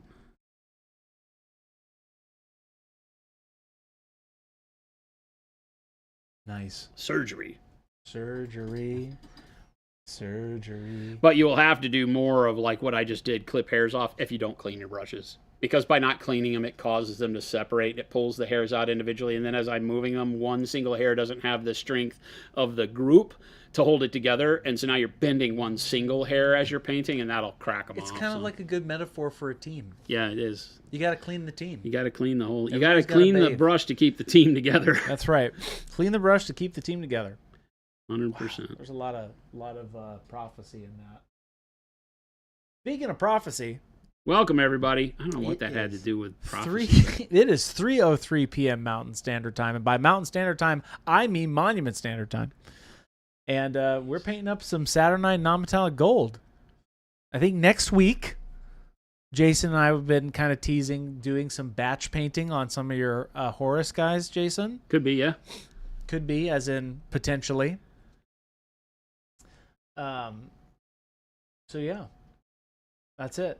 That's all you get. And some people were asking about how to, again, it's one of the things we get asked the most. It's surprisingly. What is the thought process when painting armies? Yes, 100%. To get you to a point where, you don't get overwhelmed and want to quit. Right? It's like, what do you do? Master batch painting. That's what I. So yeah, it's one of those things we get asked a lot. We do it every now and then. We'll paint a unit and go over like what I think about. And I think this one we probably just want to take it and the thing I always fear is that my way of doing it isn't very exciting. I literally just do exactly what you've seen me done here. It just takes longer because I have to do all of the one color on all the models, yeah. And then the next color on all the models. So I was worried that people are like, you don't want to watch this. You don't get to anything that feels like done for a viewer very quick. But for me, it's the best way to feel like I'm making progress. the Tea Terrorist, I'm seeing your question. So are you guys two in the same building? Why is the lighting so different? Because He sits right there. He's right. I have studio lighting, and he has nothing. Yes. I do that on purpose. He's got like a little LED panel that kind of gives enough light so he's not sitting in darkness. And then I've also adjusted all of my But you have to cameras. understand, I'm under all the light for the model. Yeah. The model not being me, the model, because I am the best model, but the other model, the painting model. So it took you a while there, Chris. I know. I had to reach. That's kind of the part of the gag now. I gotta find my toy. Oh, I gotta find my toys. Yeah. Lighting, specifically a model, we've tried to give it its own light. So, plus my camera's darker because I don't want you to see all my crap in the back. Which I'll get something better in my background soon. Chris has way too much junk in his trunk. Hey, yo, take it easy. Hey, I like that. What are you gonna do with all that junk? Anyway, yes, you are the ocean. Little Billy, you chat are the ocean. We are the ship, and by we, I mean I am the ship, and Jason is the wonderful captain that paints non-metallic metal for us and shows you the ways of the force of non-metallic metal. So sit back, relax, and enjoy the ride. That was great. Wasn't it? That made me feel like I paid for this. We're doing this for free. Like I don't know about you. I'm on one of those double-decker buses riding through like Scotland. And on this side, you'll see Edinburgh Castle. It's Edinburgh. Edinburgh Castle. I don't know how to do a Scottish accent. Except for Fat Bastard. That's pretty much it. Panic Bomb says, how many models does Jason prefer to do in a batch? A squad at a time or a big chunk of army at once? Stay tuned to next week, Panic Bomb. Well, that's a great question because for armies like this, I would prefer to paint the airbrush base coats all at once for the whole army. So, we talked about just doing a squad, but I might airbrush everything. Yeah. Because it makes sense, right? I'm using a tool. I have to get the tool prepped. I have to get all the stuff ready. And to, do that and then have to come back and do it again for another unit, it's like airbrushing just like on the brush. It's like you get into a rhythm. Yep. And when you're in that rhythm, you want to take advantage of the pace and the method you're using. So if I get into something where I really like operating, super close to the model for details, then I want to make sure I can do that on all of the models. So I would say, yeah, for major color applications, do the whole army at once. Now, we did talk about the fact that that's totally up to you. You'll be the one that picks what you're comfortable with. And you shouldn't let anything that I or anybody else on the internet says deflect you from the way that you like to do things, right? So if you get into a vibe of, painting a certain way, keep painting that way. Don't let me influence it. Yep. Don't let anybody else influence. I don't care how long they've been painting. They can't tell you what's right for you because there's as many ways to paint as there are painters. The Tea Terror says, you two related or just friends? Yeah. Place looks like a nerdy nerd palace. Yep. I am Jason's father. So we run Monument Hobbies. I am the founder of Monument Hobbies. So we make pro-acrylic paint. All the paint and brushes that you see us here. We are a manufacturer. So you are with us right now inside of not our production facility anymore. We have a secondary production facility about 5 miles from here. But you're inside Monument Hobbies. This is our office location in Phoenix, Arizona. Mm-hmm. This is our wonderful studio that Chris has built.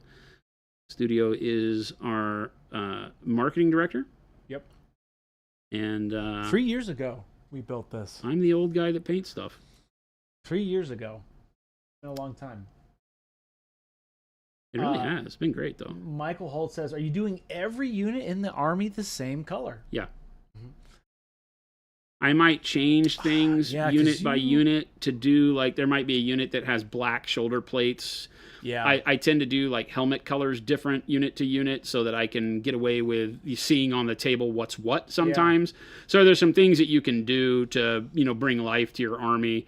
But when I'm doing full armies like this, then, I want to keep the base colors all the same. Otherwise, you just add a bunch of time that is up to you to do. If you want to make it to where every unit is different, there's a reason for that in the lore, for sure. You could look at your army, Space Wolves, whatever, and you could say, yeah, but, First Company was black in Imperial Fists, so I want my First Company to have black armor instead of yellow, and then they have yellow bits on the side, and then I want some of my units to be from 10th Company, which was all yellow, and that's up to you.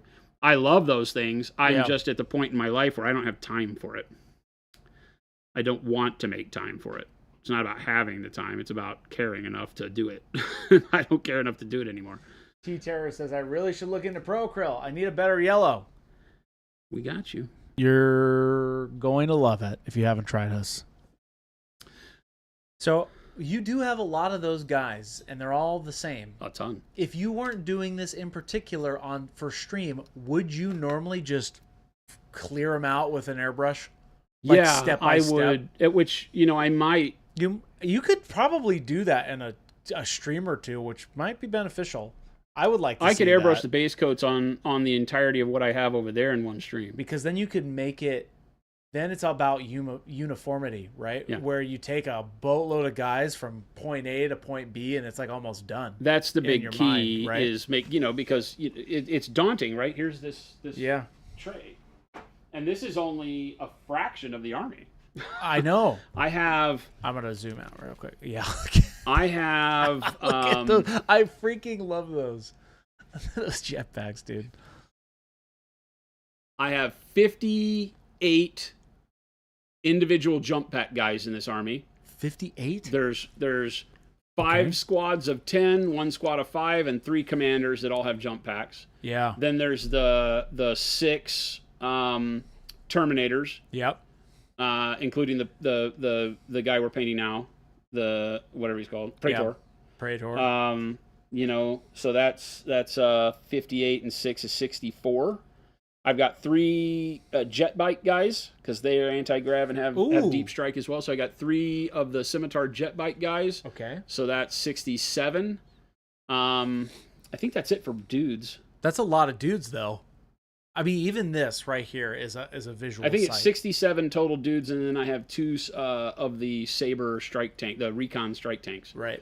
Oh, and then I've got 2 of the jump pack dreadnoughts. Okay. Yeah. So I don't know. I think that would be cool. We obviously you don't want. It's up to you if you want to rush it. When you're looking at an army in that way, and I like to get them all built so I can see everything because part of what I'm doing is also going through the list. So right now they don't have arms or heads because I got to figure out what my weapon loadout is for each of the squads. Yeah. So I'm just building torsos, legs, and putting them on bases right now so I can get the bulk of that done. Yeah. And jetpacks. And so, as I go through this process, it's really all about figuring out, the army list, put it all together. And then when you've got it at that spot, it really is easier for me to go prime them all. Right. Then once they're all primed, airbrush all the colors on because I'm going to airbrush all of the base coats up to the red, right? This is where we end with airbrush. Right. Yeah. For these guys, this is where they end with the airbrush. This is all just the Payne's gray into the dark plum, into the pyro red, and then the pyro red as we add the dark flesh into it. Right? Or warm flesh, not dark flesh, the warm flesh into it. And so you get that kind of salmon-y stuff. And then when we get to the highlight layer, we do pale pink off the brush, right? Yep. And then you just finish the owl. Right? Yeah. The rest of it just happens. Non-metallic gold just falls on there. It's very simple. And then, you're done. But, I mean, you can see that this just as an airbrush coat doesn't look like a whole lot, but it is about 75%. It's a lot. It's probably about 90% of the armor done. Yeah. Because the edge highlight does the rest of it. Then it's the hard parts, right? Then it's all the details, the non-metallic gold being the insane part of these that I'll be doing across the whole army. But to do this part is not very hard. Right, this is 4 colors, and if you're not mixing, I've only got 1 color that's a mix, and so if you go through and you do 60 some odd models like this, takes a few hours. And then at the end of it, your whole army feels like you've made tremendous progress, as opposed to just doing a squad. I think that would be cool Yeah. For me, this is how my brain works. My brain wants to look at that plate of miniatures and see progress. And progress means nothing's gray anymore. And then the next step of progress is that everything has green on the gold bits. So it might take me just as long, if not longer, to just put the first base coat of green on all the bits that are supposed to be gold, because it's more detail work, whereas the airbrush is not detailed much. I mean, I do a little spot highlighting on it, but that happens almost without even thinking about it. So yeah, I prefer to airbrush everything, because then I can stare at it and it feels like I've done something. It has a cool factor because now they're all red. Yeah. I did it with my Dark Angels. I painted every single unit in the army, including the tanks, with all the base colors. And then I picked up squads and started doing details on them. Yeah. I mean, I think that would be this. Diplomat's got a question. I've always loved painting over assembling and building. Always loved painting over assembling, building. Any tips on how to hate the part of the hobby less? Trying to crush the Saturnine box. We're talking about building here. I'm not the right person to ask, because I asked one of my employees to do it for me. And that's Chris won't do it. Yeah. What? How do you? What? They don't always do that. Like, I'm building the rest of these guys, but they're all resin, so they're much easier to put together. I hate building nowadays too. I used to love it. So for me, it has switched over the years. I don't know that it's switched. I can't say switched, because I always used to love painting too, but I used to love to build and convert. You like kit bashing? I love, well, not kit bashing, real conversions, sculpting and reposing and things like that back in the days of metal models and things like that. There was some kit bashing, but it was not like today. Okay. But I would do tons of conversions on my models, and I love that aspect of it. I would love the build process. And then over the years, I started to love painting the most again. I came from wanting to paint models, and building them was just a method to paint. And then I got into where the builds could be very story driven and do a lot of work for you. And the painting was really cool too. And then I just got to where honing your painting skills makes me want to paint immediately. Yeah. So with that in mind, it makes building a real struggle. But I will tell you that I will look at it as, hey, I really want to paint these guys, so tomorrow I'm going to come up here, or tomorrow after work I'm going to stay late and I'm going to build them. Knock it out. And building them and getting them completed with the build is the first spot of progression I need to be at. Yep. So I'll build them. It's what I did with my Vespids, my Stingwings for Kill Team. I built them all, and then I was done. Put pictures up in our group chat, and I was like, look what I did today. And I was happy with it. Great. Proud of myself. I built them all and didn't kill anybody.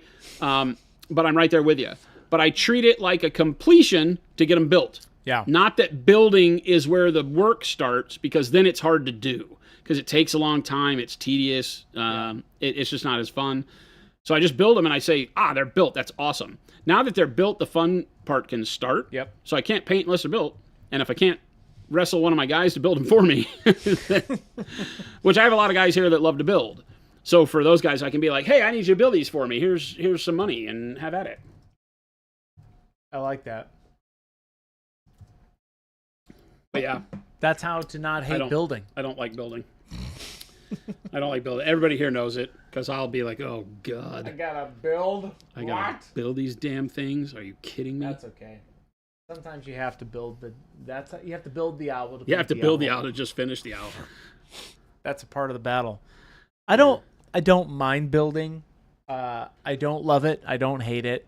I've tried kit bashing, and kit bashing is fine, but I've seen a lot of cool people do a lot of amazing kit bashings. Like the guy Pete the Wargamer, he does the dope kit bashing.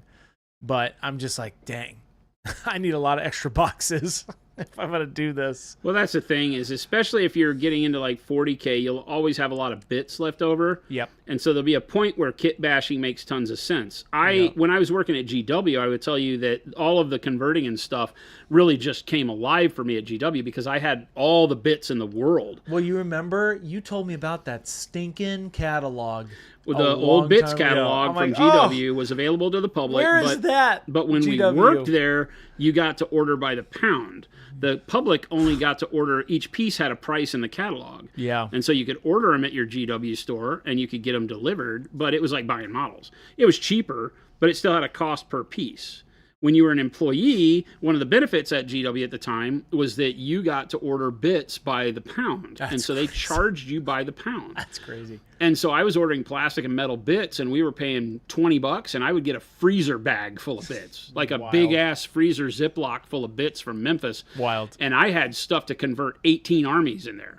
I would order through the catalog and order stuff for my Bretonians. I would order a bunch of the old Mordheim stuff for my Space Marines because Mordheim had these really cool like metal tabards with skulls on them that were in the fantasy realm of models, but I could take them and bend them really easily to make them fit Space Marines. So and now cool. I had this custom tabards for all my Space Marines and stuff like that. So yeah, that made it a lot easier to be excited about that. Yeah. And then when you didn't have that anymore, it was like, nah, not doing this. Number one, it was hard to get the bits. I didn't just have a closet full of bits anymore. Yeah. When I separated from my second wife, we all know that story, if you've been around. I left my Thunderhawk and my you said you left Warhound Titan and all that stuff. And that I got disposed of. And my bits case was there. Oh, no. Which was like a whole file cabinet full of bits and all that was there. So that went away. And so it just put me in a spot where I was like, oh, well, I'll just build the models I have. Yeah. No, I get that. Somebody, I'm sorry I missed this question earlier. I just remembered. Somebody was asking about what are you going to do for the workup for this guy's cape? It's going to be white in my mind right now. Whitish? Or how you normally do your white? Like that on the lion? I like the white that we did on the lion guy? The Tau armor. With the cool gray and slate, the slate gray and all that. I'm going to do my Earthworm Jim Dreadnought in that. I feel like that's probably a good place. Although there's a world where I could start it in browns if I wanted it to be really dirty. I tend to start my painting as if the model is clean, you know, like fresh off the assembly line kind of stuff, and then dirty it up as I go. Yeah. It's just the way I kind of learned painting scale models like tanks. Is that you would paint them less worried about the battle damage at the beginning and add the battle damage after you had the tank painted correctly and feeling right. You weather after the fact. Because that's what, it's what happens in the real world, right? It doesn't come off the assembly line weathered. It looks good at some point. And so you can paint it looking like it's new and then weather that and get a really good look. It's what we showed doing the other tank. Now, since then, I've learned to do like my panel highlighting and stuff that makes it look a little weathered as you go. You're right.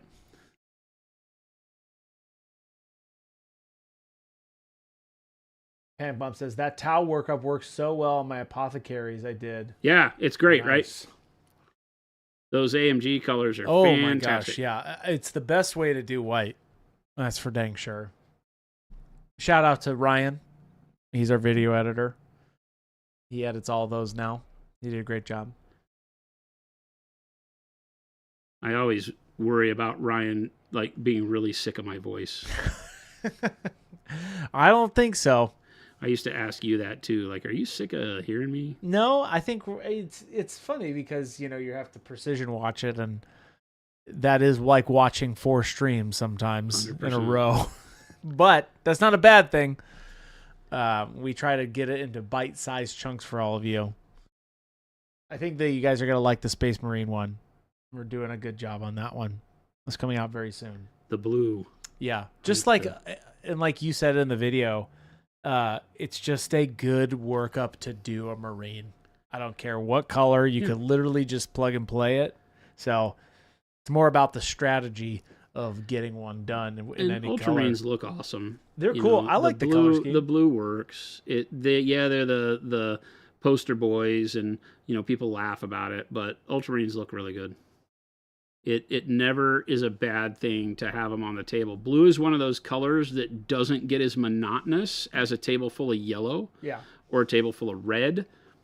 Colors that are just overtly vibrant, like yellow, in a table full of, you know, blood angels like this. This is why I'm doing kind of a very high contrast, gold over the top of the red, so that I can make them a little less boring on the table.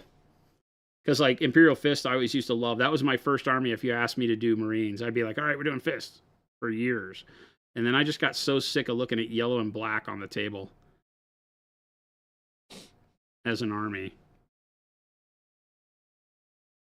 Give you this.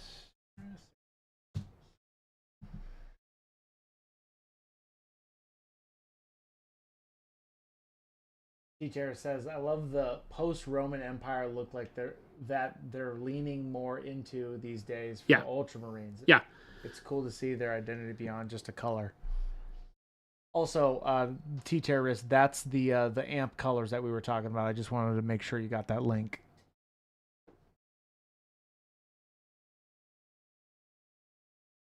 Dark Mockery says, so if I were painting Horus Heresy salamanders, what wash would you use after getting the colors of armor down? Like when you use the Payne's Gray on the Ultramarine. I mean, Payne's Gray would work really well.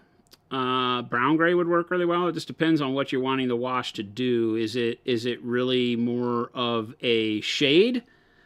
Because you can shade the green with the Payne's Gray and the blue will be really bitchin'. Or you could just use like a black, like the dark brown gray and things like that could work really well to give it a more dirty look. You could do both.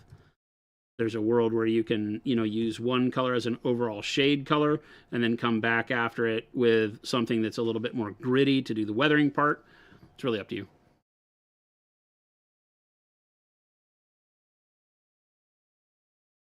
Boom. Gold. I like that. Gold. I love gold. I love gold. Save me from myself. T-Terrorist, yeah, check it out. If you're in the He's EU, like, I'm browsing now, trust me. if you're in the EU, that's our EU website. What did I say that was a no-no word, little Billy? Yeah. Jason, this is a family shame. What is it? Little Billy, you're the no-no word. That's where I would go with this. But... You heard me. You heard me from the balcony. I'm in England. Okay, yeah, there you go. T-Terrorist, Element Games. Yep, Element Games too. Also Firestorm Games. You said Wales. Little Billy said you said bitchin'. What? That's not a bad word. If it's good enough for Keanu Reeves, it's good enough for the family. Little Billy says, I expected this behavior from Chris, but not from Jason. I think I'm the only one that slips up into non-child family territory. I would say... And it's very rare. Jordan did once. He did it once. He did it very early on. No, he did it when you were gone once. Oh, well, then he's done it more than once. He's done it once in my book. It was funny because in the early days when we would paint next to each other like this, he'd say it and he'd be like... We'd say, oopsie, boopsie. I'm like, Jordan. Not the person I would expect to say something like that. The dark warm flesh. Is that yellow enough for Dorn and the boys? Question mark, says the T-Terrorist. No. It's it really is kind of a muted peachy yellow. It's a great additive to use, but not something that you would use as a yellow directly, I don't think. I can show it to you, right? Mm-hmm. So dark warm flesh here. I'll go over to the palette. Right. So you can see it. I don't know that I put any dark warm flesh on I don't think so. I only used warm flesh.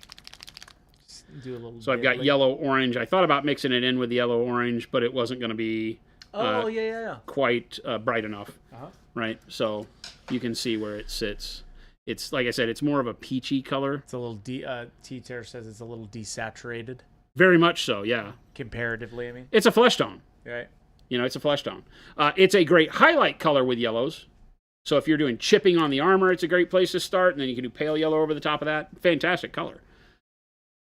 But definitely not yellow. This is all orange yellow on here to get this color. But if I were painting Imperial Fist, I typically start with an orange like burnt orange, right? Or orange oxide. You start your yellows with a deeper orange? Yeah. Right, got it. What about a burnt orange? Yeah, like a burnt orange, right? Love burnt Something orange. that gives you a nice deep shadow. You could even go burnt sienna, but I think burnt orange is better. Hey, just so that everybody knows, a really good workup for sausages, burnt sienna, then burnt orange. I only know that because I painted some sausages. Yellow ochre, right? And then like warm yellow. And then you can highlight that. You can spot highlight that with something like golden yellow, right? That's a little cooler of a yellow. This is a great workup. You could simply do this if you wanted that old school bright yellow Imperial Fist. I like this, gives it a little bit more dirty buildup because you get a little bit more of that dark desaturated yellow through up to yellow ochre, and then you hit it with something like golden yellow. That'd be a fun workup right there. It looks great. It's I probably haven't painted anything with that in a long time. I haven't painted anything like pure yellow in a long time, have I? Painting yellow? I don't think so. Mm-hmm. I haven't seen it. No, not in a while. But that would be where I'd start. The orange gives you a really nice dirt layer underneath all that yellow. Teacher says, good. Now that you've said that, I feel like I'm learning better and getting a bit clever from my stuff I've watched online. Yeah, that's what we do. T-Terra says, do you just thin with water from the palette, or do you use acrylic thinners, glaze, and mediums and stuff? I paint 100% with water off my brush. Yep, that's it. That's it. That's all you have to do with Pro-Acryl. This is a piece of glass. Yep. So I just have water on my brush, and I either leave a lot of water on my brush if I want to glaze, which I wouldn't do with a brush like this necessarily. It doesn't hold enough water because it's tiny. Or wipe it off on a paper towel that I have over here on the side. So you'll see me rinse my brush real quick, and I don't squeegee it. Whatever water is on the brush stays on the brush. So it's, I don't know how this is, again, it's a tiny brush, but you can see that droplet of water on the ferrule there, right there, right? So it's just still got as much water as it'll hold in it. I don't wipe it off on anything. And then I come over here and I either say, okay, that's perfect. So I'll put that in the paint, and that'll give me a glaze because all that water that's on the brush will thin it out in opacity, and I can paint that way, right? And now I can come over here, and that's just a little bit of a filter that helps me change the color, put, a little bit of flush color on the cheeks, or warm something up on the forehead or the armor or whatever, right?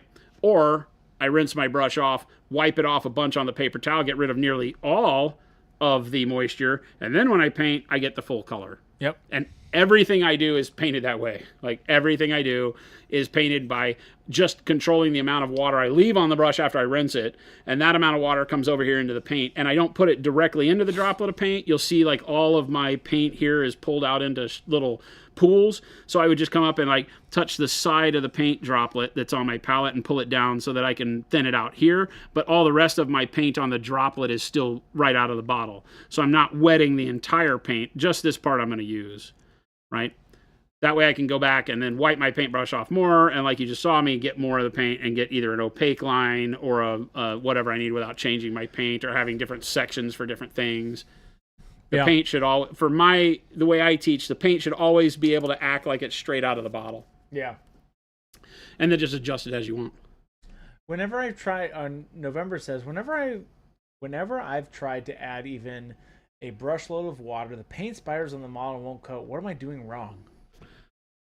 When you say spiders, is that airbrush? No, I think it's just brush load of water. Spidering is an airbrush thing, where you hit it and it grows legs out from where you're spraying. You think it is something else? Regular brush spiders? Too much water.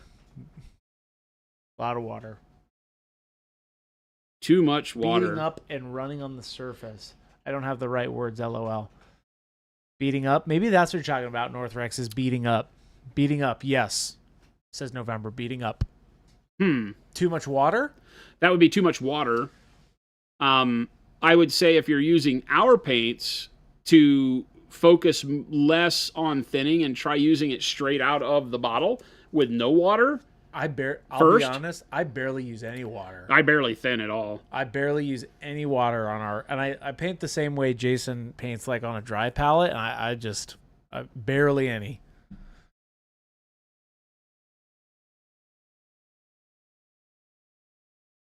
But yeah, try with almost no thinning. We learn as you're joining the hobby, or if you've been in it for a long time, you'll hear too thin coats, blah blah blah.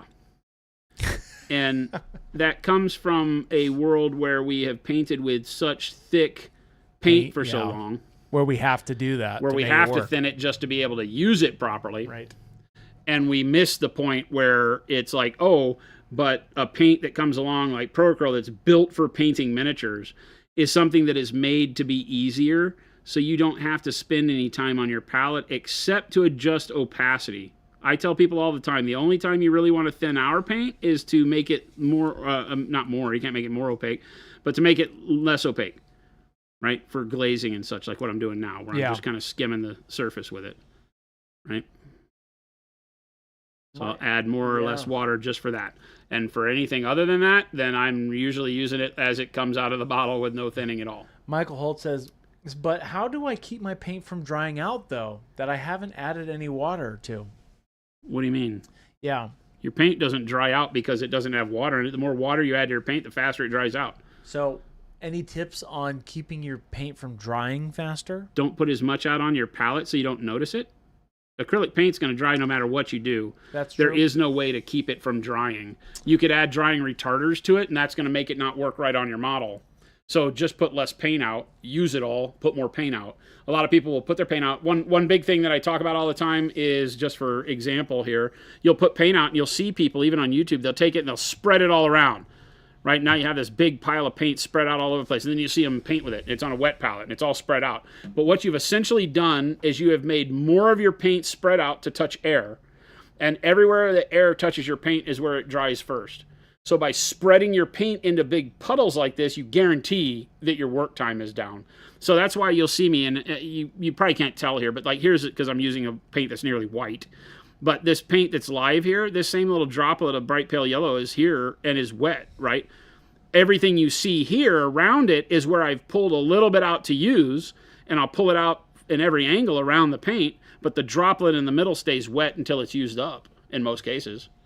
That's the same with all of this, right? Everywhere where you see it spread out is as I've used it, I've pulled it down. And then I've added more paint and pulled it down, and added more paint and pulled it down. I don't ever spread my paint out and then pull from that big spread out pool of paint to paint with, right? Because that will cause it to dry really quick.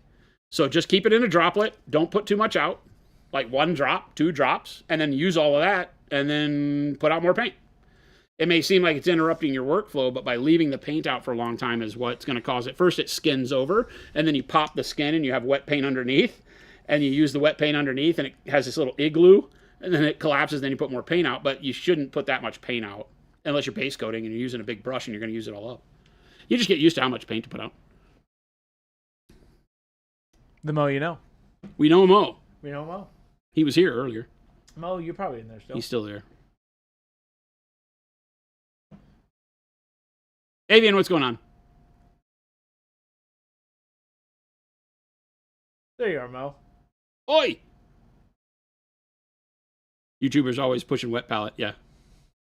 And I believe I'm the first guy that comes here and says, you don't need one of those. I use one of those little tins, the little tin pallets. Yeah. With the little 6 things, and I've been actually taking our gray primer and spraying it. Oh, yeah. Because it's like, because instead of black or white, I've just been spraying over Gray's it. a good one, too. Yeah, gray's a good one, too. Gray's cool, because then I can actually see what the color is less, you can just see it a little bit better.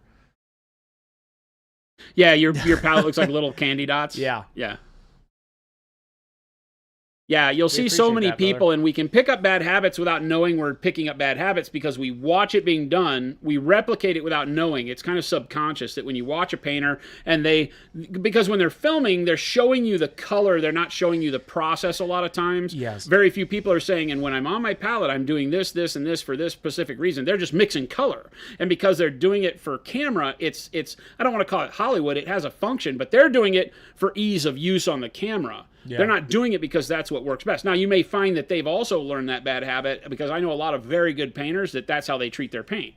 And they have their palette really wet, and then that's how their process goes. And like anything, you can learn that process and make it work for you. So wet palettes aren't bad. You can make them work, and you can use them all the time to get great results. There are times where I use a wet palette to keep mixtures that I'm doing wet, but very rarely, and it really is, you'll find your way. But sometimes subconsciously you'll do what you've seen other people do, and it won't work the way you expect. Because remember, a lot of painters are in different climates than you may be. We're in super dry Arizona. If I spread my paint out from that droplet, it's dry instantly. Like when I pull a tail of paint down to glaze with and go to the model and glaze, I can't come back and use this same tail of color here. It's gone. I have to get more water on my brush, go to my droplet and pull out another tail of thin color and go do it again. But it becomes so process for me that when I went over to Poland and was painting at contrast and it was so humid, that my paint stayed viable longer on the dry palette. I was using I was using the top of a wet palette that Mally was using the wet palette. I was using the top of his wet palette, just a piece of plastic, and put paint on it. Yeah. But my paint was able to work a lot longer over there. But I still, because how I do, I kept coming back to it and loading more water in and pulling another tail out. But yeah. T. Terry says it isn't subconscious. You've intentionally watched what they do and tried to replicate it. Yeah, definitely. You just, if you're going to do that, you need to know more information than sometimes you have. How moist is their wet palette in that case? How much water are they adding? What's their climate and barometric pressure and all these things that you'll never know. So, yeah, you want your yellow to go on smooth and cover for sure. What I do wish is that they'd show how long they leave between layers. Yes. Yep. The wetter you apply a layer, the more time you need it to cure. And it can't just be dry to the touch if you're doing very thin layers.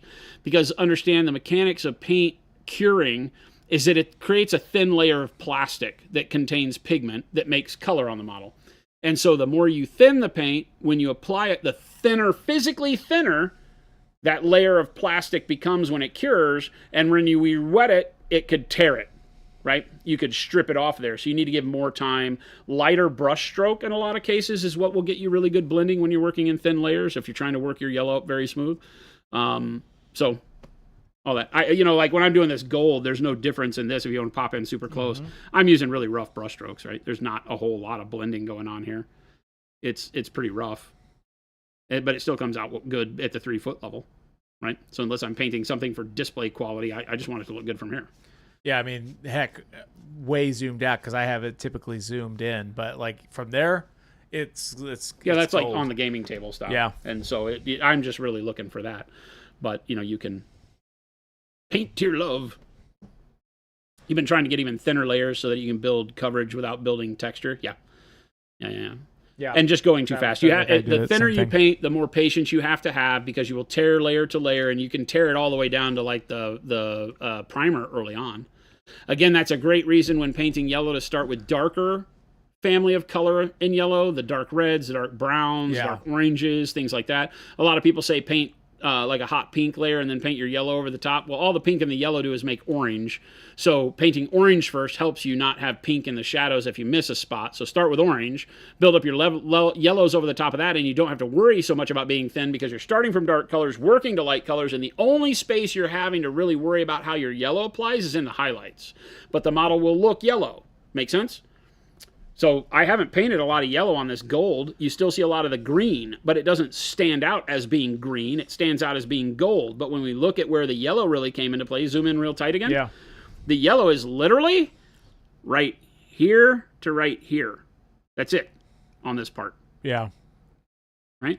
And up here, it's from there. You can even see it to there. So I'm not even covering the whole thing in a yellow. And then I go to brighter yellows. Now we're doing metals, so I'm not doing something that's, more and more yellow as I'm building up. But the same principle applies. So at the end of the day, you're not having to worry about how the yellow fits across this whole surface. You're only worried about it in this little area. And that's a lot easier to deal with getting it smooth and fewer layers than if you're trying to put yellow over black. And you're building up yellow over a dark color and building it up and building it up and building it up because you're painting a physical plastic on top of the model. And so, of course, if you use more layers, it's going to become something that builds up texture. That's just the way it goes. So find your process so that you're using less paint for each color you're applying. That's the goal. You may use more colors and start with darker colors, work to lighter versions of that color. Dark browns to bright yellows works really great. And do it in 3 colors, a dark brown, a mid brown, and yellow. And then when you put the yellow on the top, if you go back and watch yesterday's stream, I show you how I did that with the reds, right? Where there's no blending here at all. Go back and watch yesterday's stream. I show you my process. I didn't blend a single thing on this model. This was all just my process of how I paint color to color. And this is 3 colors. This is the Payne's Gray, Dark Plum, and Bold Pyro Red, right? And you can get all of your model. Zoom in even closer on this one. You can get every model you paint to be that kind of a blend without ever learning how to blend. 100%. And it was done in the last 5 minutes of stream yesterday that I showed that. It'll blow your mind. And if you start painting that way, you'll never have problems with yellows again. Ever. And you'll only do like 2 or 3 layers. Period. And that's something that's not snake oil salesman. I don't care what paint you're using, although Pro Acryl makes it easier. Yeah. To toot our own horn. But I don't care what paint you're using. If you follow what I did on stream at the end of the stream yesterday, your painting will level up immediately. Yeah. Like, literally. It might take you a couple of tries to get used to the process, but you will see the benefit immediately. And then your painting will become so much more fun. Because now you're not worried about, oh, I can't paint a white cloak. It's going to look like garbage. Or, oh, my God, I hate Imperial Fist because my yellow always sucks. Or, oh, my God, my gray, or whatever. I'm not afraid of any color on the planet from any manufacturer because the way that I paint will make them all look and work great. Yeah. So, the brother's asking, what are the paints you use for the non-metallic metal? On this, it starts with dark yellow green, right? Is the base coat. Yep. Then yellow green gives me my first kind of. It's also a base coat, but it's the way that I talk about it is I go base to mid-tone to high mid-tone to low highlight to high highlight if I'm doing stuff like this. So usually about 5 colors. So base color of dark yellow green, the low mid-tone of yellow green, then over the yellow green, the orange yellow from our amp line, right? And then over the orange, because this gives it a real crazy hot feel. You don't even see that color on here anymore, right? It's there, though. It's what's making it feel yellow still, because that's the most yellow I've used. Then I go to bright yellow ochre over the top of that. And then over the bright yellow ochre is what we just did, which is the bright pale yellow. Tadpole Jackson, thank you so much for those gifted subs. And I didn't mix any of these colors. That's all straight out of the bottle, no mixing. Done the way that I showed in that video yesterday. Thank you so much, Tadpole. We appreciate that. Sometimes you'll see me do a gold or silver with just 2 colors where I mix them at slight ratio of bright color to dark and then raise the amount of bright color into the dark color. Steel, I like to do that way. I like to take like a Payne's gray or a blue black and then add pale yellow into it, small amounts at a time to get to my highlight. So I can do like steel with 2 colors. Sometimes you'll do gold that way too. But so there's a lot of mixing involved there. But if you don't want to do that, these are all just done as individual colors. No mixing at all. No blending, no mixing. Thank you, Tadpole Jackson, for those gifted subs. Thank you. Give him some hugs there, chat. Paint Liquor, I am totally afraid of hot pink plaid. Not doing it. No, he'll do it. I'm not doing it. He'll dance. I won't dance. He'll dance. I won't dance. You Great questions from everybody today. My life is my own. Great questions. My life is my own. Lots of good, beautiful, hot questions. Oh, Jesus. There goes that family rating. Hey, no, they're hot topics. No, not that kind of hot. Hey, yo. Speaking of hey, yo. Well, welcome everybody. Welcome everybody. Hey, and look at this, Law Dog, 36 months. What's up, Law Dog? Thank you so much, Law Dog. Tadpole Jackson, you're a legend. Hot topic. You're right. No free pub for anybody. Do they even exist anymore? Heck yeah, dude. Oh, that's a shame. I think they do. That's a shame.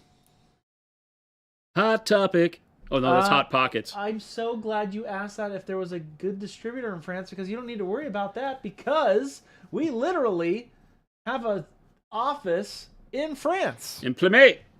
We just recently opened up Monument Hobbies Europe. And we are in France. Our warehouse, we have employees. We employ some amazing people in France to run our warehouse. I'm so glad you asked. It is a great place. MonumentHobbies.eu. Shop for the best from the best. Yeah, straight to you. No distributor. We just give you just straight to you. That's from our office. You'll deal with Monument people on the customer service end. We got you. Europe, we're your friend. We're there now. Avian says, "Are they going to teach you French, Low Fuse?" I have already made sure that everybody knows that I will be the grumpy old man that never learns a foreign language. No, never. I'll learn it. You should. I will not. We've talked about getting like a place over there where we can have people from the U.S. go stay, because we'll have to share employee resources across from time to time, because everybody in Europe for some reason goes on vacation for a month. Nice. Every summer. And so we're going to, like this coming October, when the crew in France is off at Spiel and Scale Model Challenge, we're going to have one of our girls from the fulfillment team go over there. Nice. And so we may wind up with a place in, I want to buy a villa in Jocelyn. Jocelyn. The company can't afford that, but we want that. The company can't afford that, but I'll do it. Can't afford it, but we'll rob some banks and make it happen. Yeah, and we're going to have Mally on stream at some point, too. We've been talking about that internally. Mally's an amazing painter. He's no slouch. So at some point, that will happen as I wrap my head around that.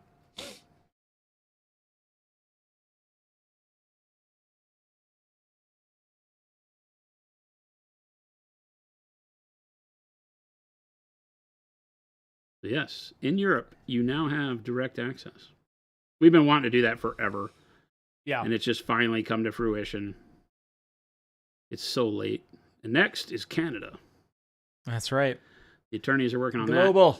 Monument Hobbies Global. We will have an office in Canada here for you soon to take care of our Canadian brethren who have been so mistreated over the years. That's right. That's right. Is Chris our slouch then? Hey, no, I am not. I mean... Hey, whoa, hey! I don't think so. Why the breaking glass, Yes. Chris? Why the violence? Yes, plenty of stock in the Europe shop. Here is a link for you. And Friday... And more coming. Friday, all the tools will be there, along with yep. Neo bags, brush soap, some other stuff. The initial shipment that we did to stock the warehouse was mostly Pro Acryl paint. It had some texture paint in it and things like that, but it was the bulk of the Pro Acryl lineup. And then we've backfilled since then. We had another shipment go out that'll get there Friday that will be almost all the rest of the product. The only product that won't be in there are the remainder of the expert acrylics. Yeah. Those will be coming in the next few weeks. But yeah, it'll be as best of our abilities. We will keep it stocked like we do the U.S. Spaznat says, it's been a while since I've asked. Any update on the new paint racks for hobby shops besides soon? They're ordered, so production is underway. We assume that we're going to get them out to shops at the end of September for the first wave of shops that get them. That'll all be based on sign up. So if you have a shop or you have got a store that you go to and frequent that has that information, they'll all get information coming up real soon. I have a meeting next week with Philip to go over the plan for getting them out. Nice. And then we will be releasing throughout September and October, getting ready for the holidays, so that everybody by the end of the year, all of our stores should have the new rack. So tell us of this cape workup you're thinking, Jason. Well, this is just slate gray. Just slate gray? Just straight over. I didn't black it out. I'm playing around with I'm playing around with how it looks with the Payne's gray red, background colors. Yeah. Because you didn't black it out. No, I would normally think about doing that, but I haven't been on this model. I've just been putting whatever color I'm painting with right over whatever overspray was there.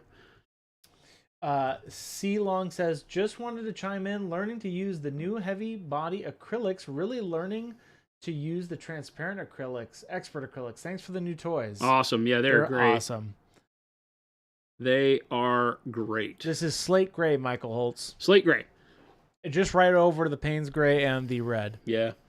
And pretty thin too, so that I can get a little bit of that red. You can see the red and the well, you can't see much of the blue because there wasn't a whole lot to that was blue. Right.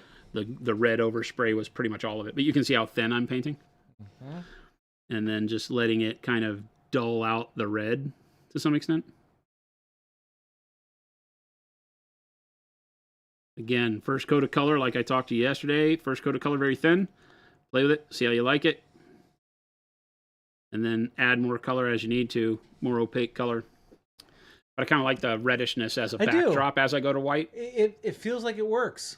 It could give us kind of a fun way to integrate the white cloak with the red, not have it be super high contrast. Are you doing that emblem, or what's that called on the cape? Are you doing that in non-metallic gold, or I guess it's technically goldish? It looks like trim? It's bolted on there. It has like rivets in it, so I don't know. It's not stitched, but it's folded. Yeah, it's weird. Yeah. It's crazy space magic fabric. I don't know.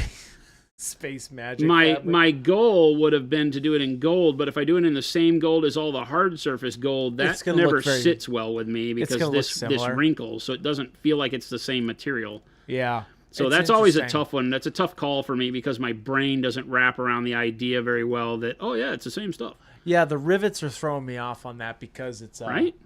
Very because strange. it's not metal? Question mark? It's very strange. Don't you mock Space Marines, Chris? Hey, Mo, I'm not mocking Space Marines. I'm just asking questions. That's it. It's my main question for the Horus Heresy is like, well, didn't you just give it away? Horus? No. Heresy. I mean, it tells you what's going on, but they do that in like book 1. Oh, well, that's I mean, different Chris, then. we talked about this. I know. We have known the outcome of the Horus Heresy forever. It's the Horus We have not and the known heresy. all of the details of how we got there. That's true. There have been lots of questions about, okay, but what happened? It's about the journey. Yeah. It's about the story, chat. We didn't always know how each of the Primarchs fell to chaos. That's true. So when The you have Horus Heresy. 9 Primarchs that jump ship, there's a big story to be told there. Do they all jump ship? 9. There were 18, and 9 of them jump ship. Half. That's so much lore. Half of them jump ship. One of them led the charge. It's about the heretics we kill on the way, says Tadpole Jackson. Yeah, Lorgar led the charge. Horus fell victim to Lorgar and Erebus. Lorgar of the Hill people. I know that's not what it is, but it reminds me of that. More Erebus than Lorgar. Erebus is public enemy number 1. And then, Word Bearers first heretics. Then they convinced the War Master, and it was over from then. Carlos says, I was watching the skin tutorial all did for the Surfer Girl. Could you use a brown wash to tie all the colors and blend it together? Yeah. Jason, it's just about that time. What? Yeah, dude. Are you serious? It's 3:56. No way. That's right. A lot of good questions today. Thank you all for asking Yeah, this has them. flown by. What the heck? We had a lot of good questions. We love that. As we step into the zone of our Friday stream. This Friday, we're going to be going over all of the challenge submissions from July, the Christmas in July special. So I there's a will lot be of here cool- for it, Chet. Yep, it's going to be me and Giordano it's going to be me and LaFontaine. Jordan. Yep. I might do some painting in the beginning. Awesome. Just because it's a shortened one, because most of it will be the review. And there's a lot of good ones. So Jordan and I are going to be reviewing them together. So we're very excited for that. So Kind of like that with the red showing through. We'll see how we if get with that. if you submitted, make sure you you show up on Friday. Kyle says, "What about the Trader Tom 10? Who's Tom 10?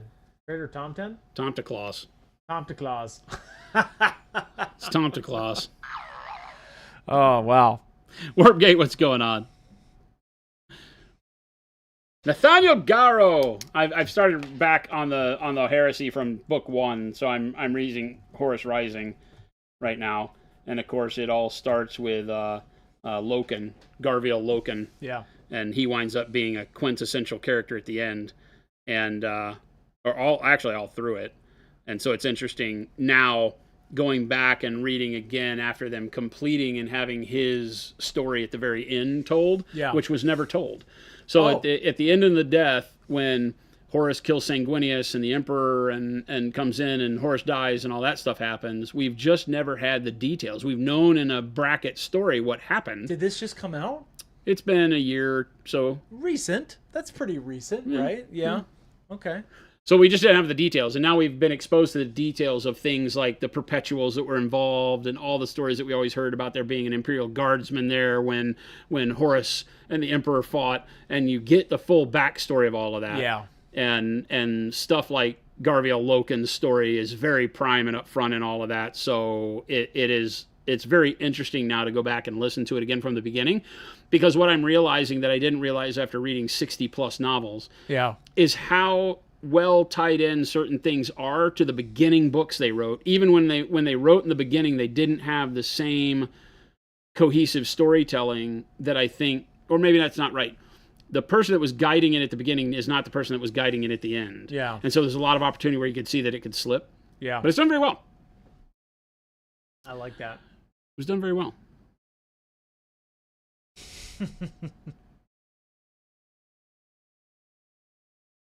Yeah, there's some crazy stuff in there.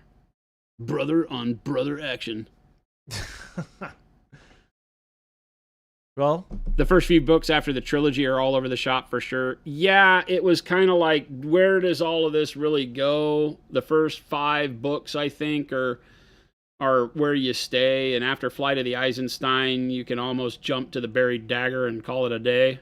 There's some good stuff that goes in there if you want to learn about the Unremembered Empire and the Calth stuff with the Word Bearers. There's some fun stories in there, but you can literally skip 57 books. Unless you have a specific thing you want to read about, and then you go find the Legion you want to read about.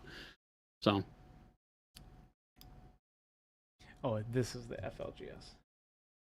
There you go. Chris is working out all the links there. Perfect. Thank you so much for hanging out with us, everybody. Hope you've enjoyed today. We've had a fun time painting more non-metallic gold. We've had some really great questions. Hopefully we were able to give you some inspirations and some good answers back to help you along on your painting journey. That's what we're here for. Always love the questions, whether you're a new painter who's never picked up a brush and is just thinking about getting into it, or a seasoned painter who's just finding new direction and wants to share your techniques or ask questions. All of it is why we're here. So always remember, if we missed a question, come back again tomorrow, ask it there. We don't mean to ignore anybody. Love to help everybody out, so love to see you back here. Make sure to hit the follow button if you're over on Twitch, or the subscribe button if you're watching us on YouTube. We do this Monday through Friday from 2 p.m. to 4 p.m. Monument Standard Time. That's right. Here from Phoenix, Arizona, inside Monument HQ, with the lovely Christopher. That's me. And me, Jason. So love to see you back here. Make sure to check out all the links Chris put in chat there. You've got the store link to monumenthobbies.com, where if you're in the U.S. and North America, you can buy our wonderful products. The FLGS link, where you can search for partners all over the world. And then we need to get the Monument EU link up there, right? Yeah. You can go to Monument EU, where you can deal with Monument directly in the EU now, like we were talking about. Yeah. Make sure to stick around. We'd love to see you back. But check out some more hobby goodness as we go off into the evening. Chris is going to find us somebody to raid, show some love in the chat we wind up in, and we will catch you back here tomorrow. Adios, gang.